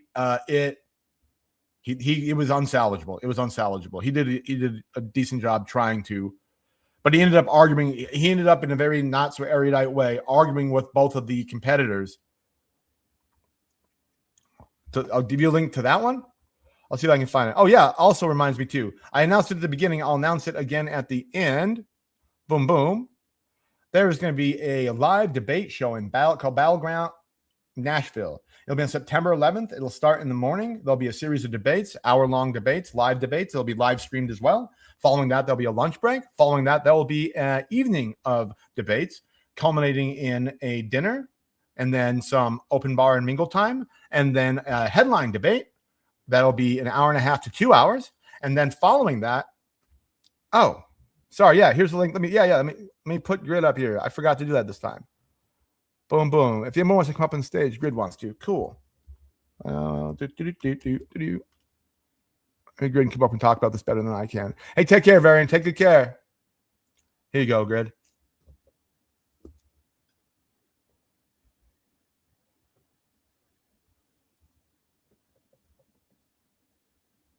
Awesome. Hey, welcome aboard, Grid. Good to have you here, man. What's up, man? How are you? I'm well, man. I'm well. I just watched the debate that went off the rails, and even though Ryan tried to get it back online, it was almost unsalvageable. Yeah. It's funny because I tried to coach Glenn a little bit on that, and of course, when the debate's actually happening, there's no coaching or anything. So right, yeah. But I gave him a bunch of talking points, and it seems like he hit some of them, but that that's one of those topics where people just get you off into the weeds, and you just really have to fight your way back, no matter what. Yeah, for sure. And the whole arguing about like if this happens, then the country could go, to hell in a handbasket. Right. It doesn't really relate to the prompt at all. It really just is like speculating at possible outcomes, and what you can do with any topic. And it's not a consequentialist prompt; it's a moral prompt. There's an ought there, like ought military service be required to vote. So arguing, it might make bad outcomes. It's not really relevant. Right. And Glenn is a good, he can talk really well, but he, debating, I don't know. Glenn's like mid on debating.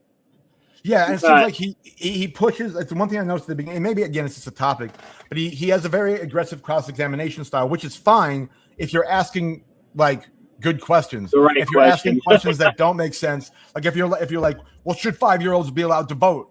I mean, and answer me yes or no. It's like I don't know. I'm really. So one of the things that people have clicked into on Andrew Wilson's style.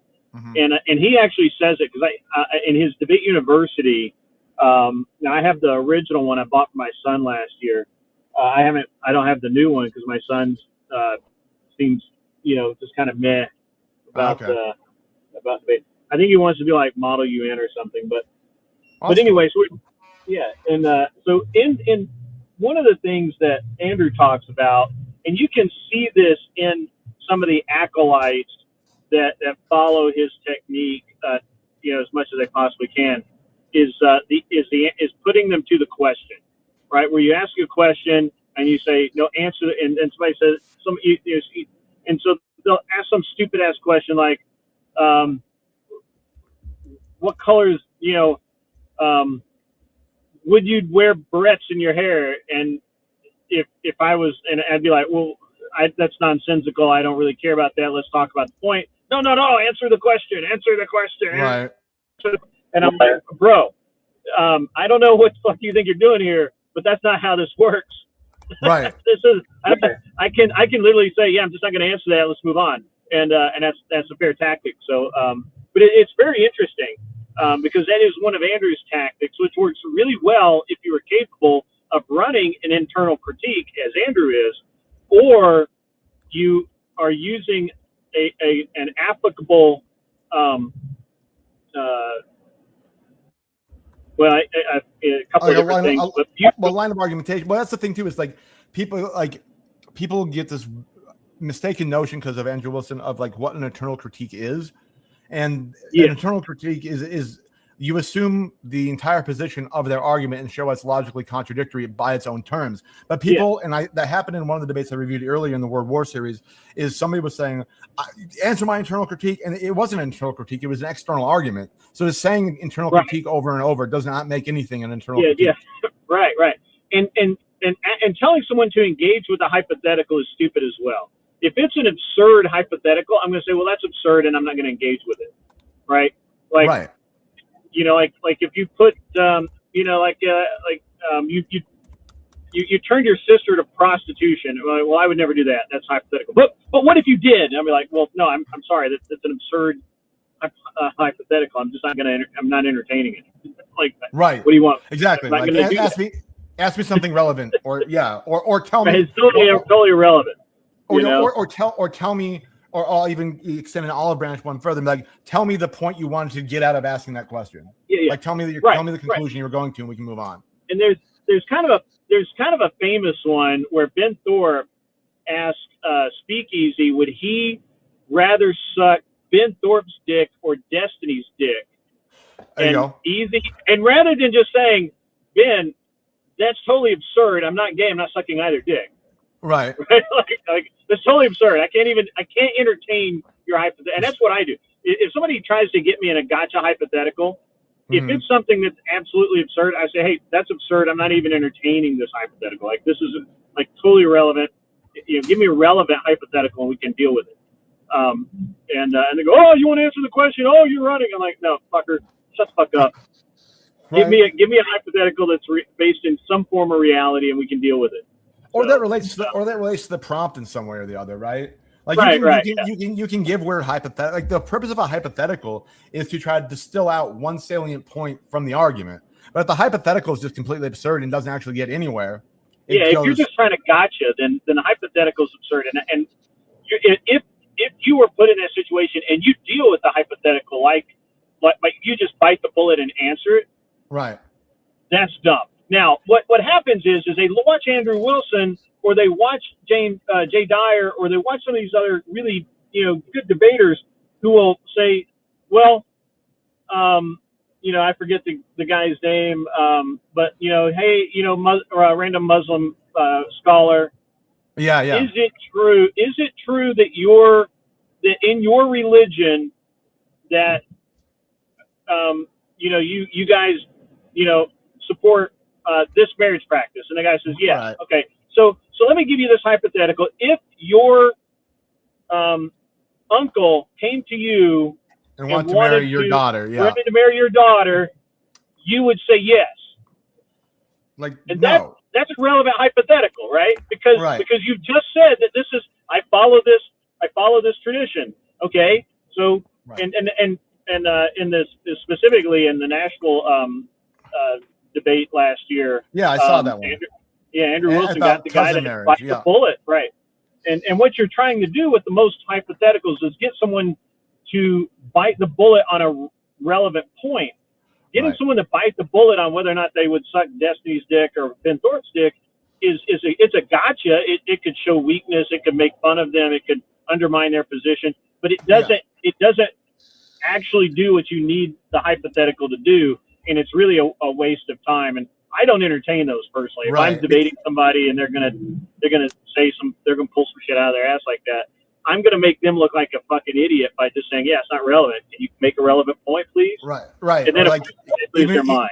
Even going back and being like, so obviously my opponent here doesn't even want to talk about the prompts. So they must not have an argument. We'll get back to when they want to make one. Clearly, and in my case, I usually say something like, apparently they're really interested in the gay sex life, and I have no idea I don't know what they're doing here, but maybe they need to hit some bars.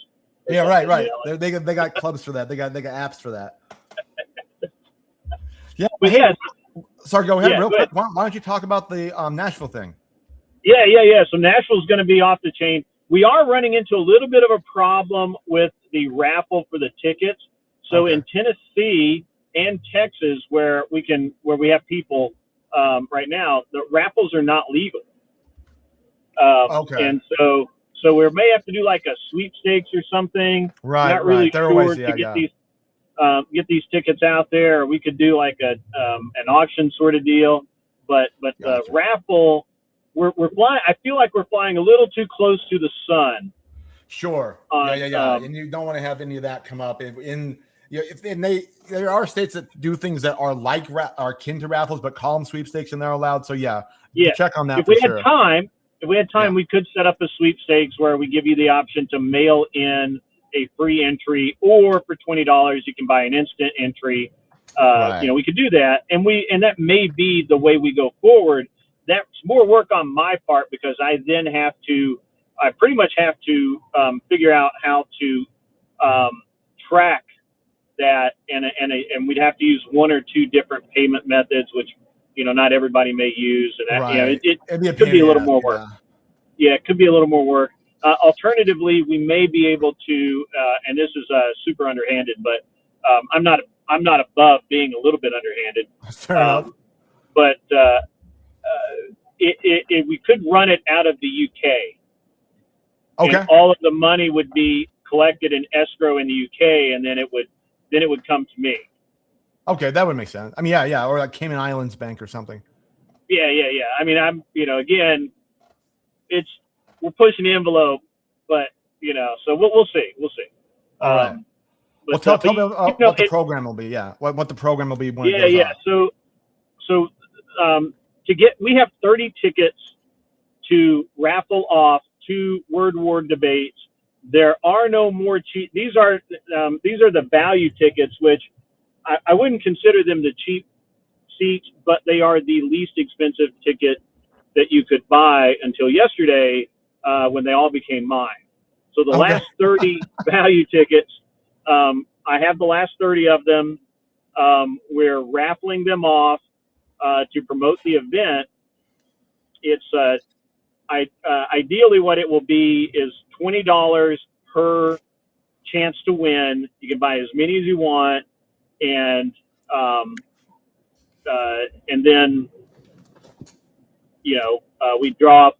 We have to, probably, I think I have it set up on the 6th. We run the tally. We pick the winners, and we send you, and you get your tickets when you get here to Nashville, or you can get them to someone or whatever. It doesn't matter. Gotcha. But but they're and I think we may set it up so that if you buy, buy 3, we'll give you half off on one, so you can buy 3 for $50 instead of 60 or something like that. Still working on it, but when we give guys, we're trying to obviously recoup at least some of the mass amount of money that I've put out there. Right, for the venue and whatnot. So tell them about the venue and tell them about the program. Yeah. So the venue, I've got a phone call coming up at 3:00 with the venue owner. We're talking about it now. It's a really, really nice venue. It is a massive nightclub sort of venue. It's got a stage. It has lights, lasers, all that, all of the cool stuff that a party town would have. It's got a full bar. It will be a cash bar. I'm not contributing to anyone's alcoholism. I certainly welcome to drink all you want, but you're gonna have to pay for it out of your own pocket, or somebody will buy you drinks. Right. But cash, so it's cash bar, but it is a really nice bar. It's very well stocked. You guys will have fun. It's we've got we're starting at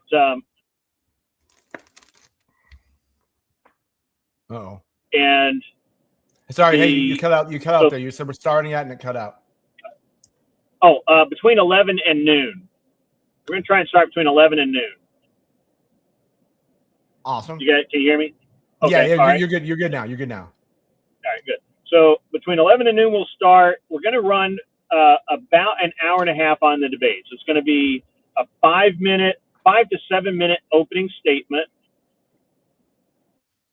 and then probably 40 minutes of back and forth, and then another 5 minutes each closing statement, and then we'll go to audience questions for about 20 minutes, 10 to 20 minutes, an hour and a half, okay, from start to finish for the debate. Then we'll get the next debaters up there. I think that's a really good format. It's quick enough to keep things moving, but there's enough time there to really make some good points, have good arguments, get good clips, because we know that all of you guys coming out to debate want the clips. Right. And so that's going to be good. We're going to have at least 3, maybe 4 cameras on the stage, and potentially some in-crowd cameras too. So we're not ruling that out. Cool. And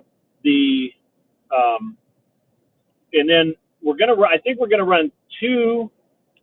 I think after the first 3 hours, we're going to maybe have a break, probably like 30 to 40 minutes, where people can get some lunch or, go outside. Some people smoke. I don't, but some people do. Right. And then, and in the meantime, we'll probably have either a DJ or a live music act or something like that. I'm torn on this for a couple of reasons. First, I would prefer live music, but live music set up and tear down. And the difference between people up on the stage debating and a band, it may be logistically too much. Right. Originally, what I thought was just get a guy with a guitar, which is super easy in Nashville. Right. To just sit up there. Corner. Yeah, just sit up there and strum some chords and sing some country western or southern rock or something like that. With the guitar accompaniment. And that's what I was thinking. That could still happen. We'll see. Cool. Otherwise, there is a DJ booth, so we'll either we'll get a real DJ, and we've got some names being thrown at me that want kind of want in. Nice. Like people that I don't know, but you guys probably do. So there could be a real DJ there, or we'll just put it on Spotify and let Spotify wreck the place for 45 minutes. Sure. I don't know. And then we'll go back to the debates, break again, so that everybody can, we can eat. You can, again, smoke breaks, whatever, and then do maybe music. 2 more debates after that. Try and target a 10:30 last, end of the debates. Close that out, and then a comedy show, 2 to 3 comics, 15 to 20 minute sets, so about an hour, right? Nice. Just finish the night out with some laughing, and then just after the debates, and one of the and what's interesting is that Word Wars is actually owned by a comedian, right? And one of the contestants that was eliminated early is a comedian, and he is going to be in Nashville, and he, I believe, has already reached out and said, I want to be a part of this. I want in, let's make it happen. Sweet. Still working on that. So it really should be a really, really good show. Awesome. Go ahead. I was going to say, so if people, since the ticketing process is kind of up in the air, if people want updates on that, how can they track that and see how they can get in on that? Well, I'm working on it today. I know that Glenn said that we'd have everything set up today. I think in his mind it was just as simple as going to one of the raffle sites, set it up, and hit play. Unfortunately, nothing in my life is ever that easy. Right. So what we're going to do is I'm going to figure this out today. Hopefully, we'll have either a raffle or a waffle or donation link. I don't know what it's going to be, but ultimately you'll be able to get tickets at a discounted price. Also, I believe that there is a discount code if you want to buy regular, if you want to buy nicer tickets. And we'll give you a discount code.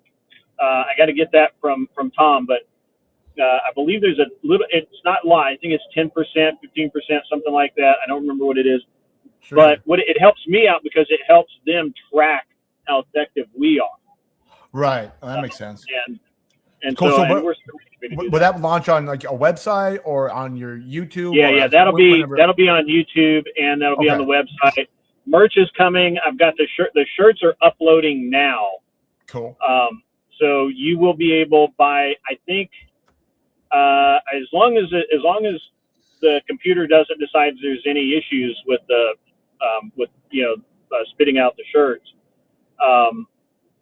you should be able to order the Battleground shirts tomorrow, shirts and hats tomorrow, and the Battleground Nashville shirts.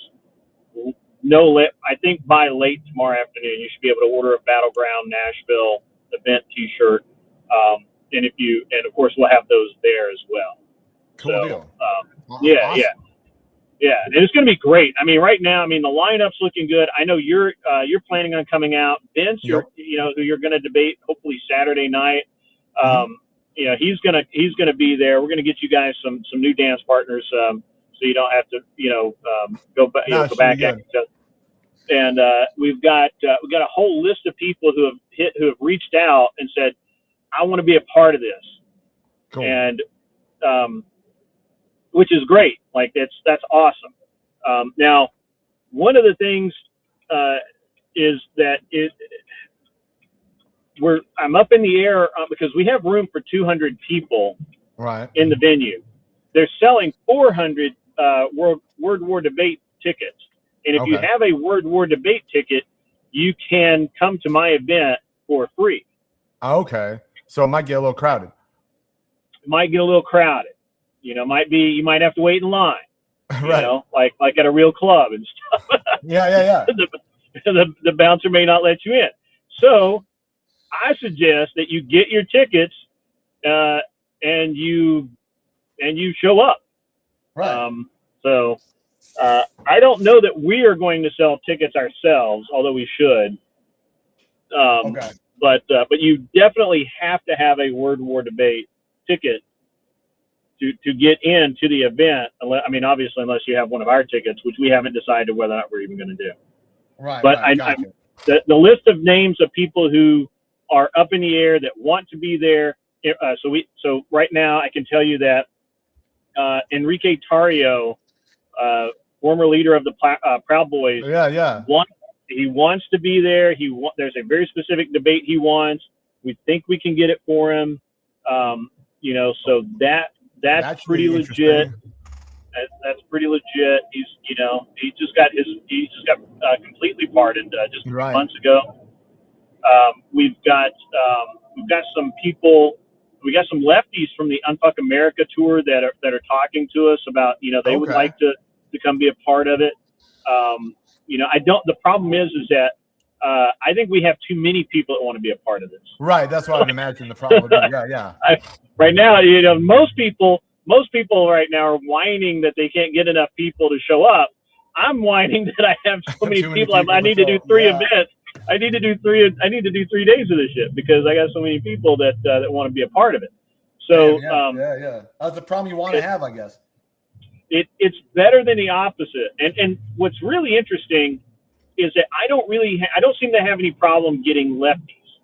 Right. Like I don't seem to have any like I know that you've noticed that it's very difficult sometimes to get a real oppo battle, right? Right. Like you could get maybe like a not as conservative to debate you, but then it's kind of like right on right violence. That's not very fulfilling. Right. That's like eating that weird American rice versus a really good jasmine rice, right? Like it's kind of the same, but it's not the rice you want. And so the battle, I'm sure you're much like me. The battle I really want is I want the left. I want to debate Pisco. I want to debate Vince. I want to debate Kent. Right? Yeah, people have an actual ideological stake in it, are not just like mouthing words. Yeah. There actually is a deep argument there to be had with actual points. Yeah, and they know their arguments back and forth, right? Like I was on with Vince the other day, and actually, so I had not prepared. So I had prepared to have a debate based around this idea of the DSA that the Democrats should vote Republican rather than incumbents because of the DSA movement. Right?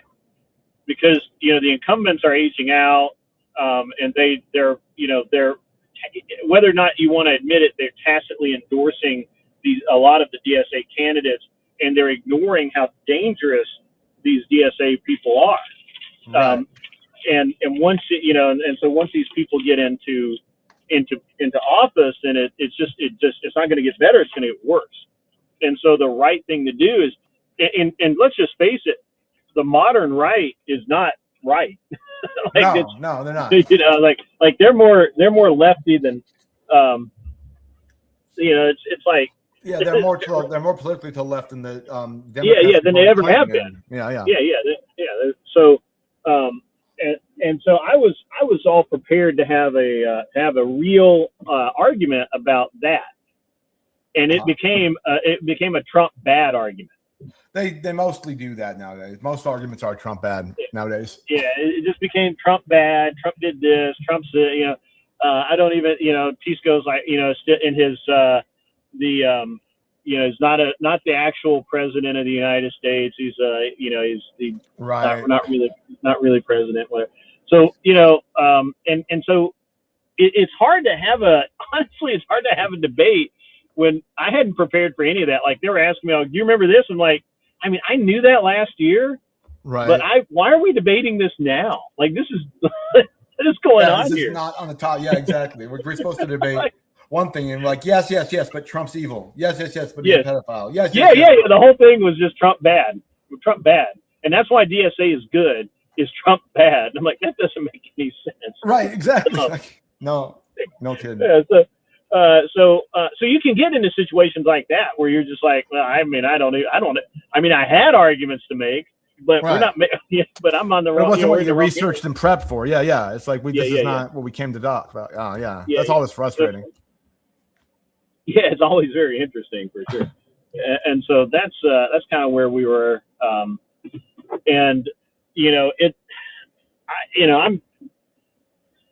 I like those guys. Even then, it was still good arguments. It was still like I didn't have any real problem with those guys. I mean, I would have preferred them to have like played a little bit more along lines of. And honestly, I think Vince and Castle especially really wanted to kind of deal with the actual DSA subject, but Pisco is on the warpath. And he is just not going to do it. Yeah, Pisco's he's just not going to play now. He's going to do anything he can do to distract from what's going on internally in the Democratic Party. Absolutely. Yes. He is blue no matter who, 100%, no doubt. Which is crazy. That's crazy. That's that's like me saying, well, I understand, Trump bad, but let's vote for him anyway. Which right, or saying that like Pinochet came back, we'd vote for him if he wore a red jersey, which is not the position.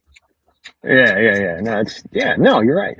So, but I do like those guys, and I think one of the reasons that I'm able to get those guys on the show, and set up debates with those guys, is because I deal with them fairly, and I don't know that you would say that I'm nice to them, right? But you treat them fairly, in as good faith as possible. Yeah. Right. Well, as long as they're treating me in good faith, I treat them in good faith. It was hilarious. My closing was really fun. I'm gonna have to clip my closing. Okay, do you have it up? Is that up anywhere? On Admiral Gibbs's Twitch, but I don't. It's probably on my show. I think I was restreaming at the time. Oh, cool. I'll see if I can find it. It'd be interesting to see, especially Vince. Yeah. Oh, Vince is very smart.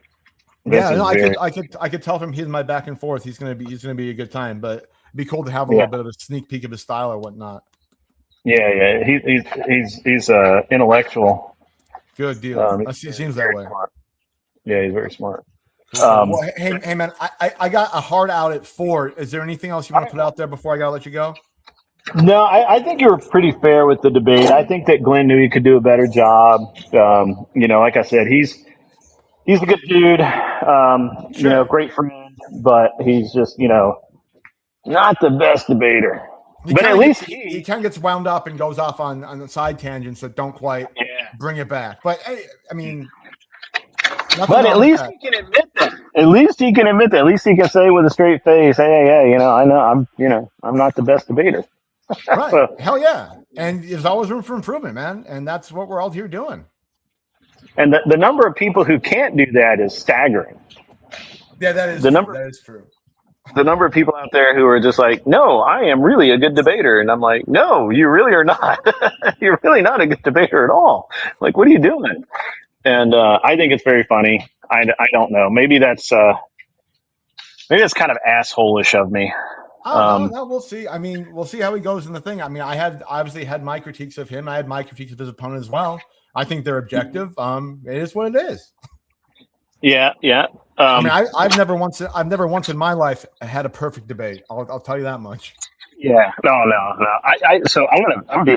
I know you got a hard. I want to tell you something really fun. So last year, I guess it was. I had a debate with Econoboy, and I watched his game film, you know, and the debates that he had with Andrew and some other people, and I thought I had him down pretty well, right? So the debate was, the democratic social. We should be moving towards democratic socialism, basically. Okay. And that social programs or socialism was good for society, basically. Okay. And of course, I come in. No, it's not. It's terrible. You know, nobody actually prospers under socialism.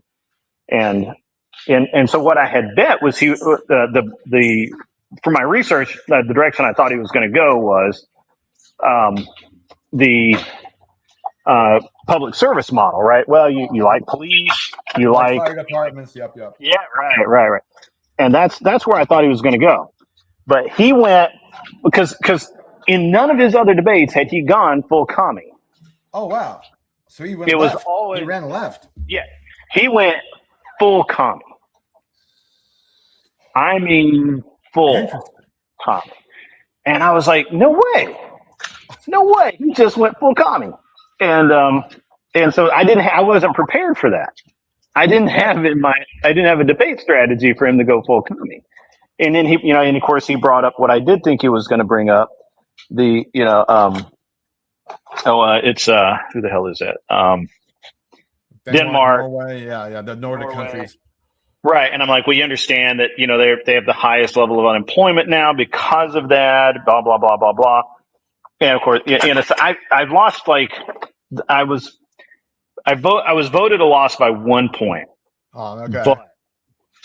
But I felt like I lost big time because I totally prepped for the wrong debate. Right. So you're shuffling the whole time. Oh, crazy. Yeah.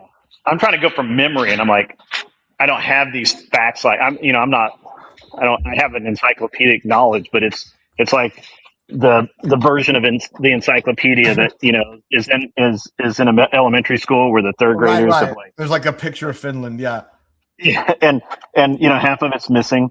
Because it's been torn out, magic markers, and there's penises drawn all over the side of it. Right.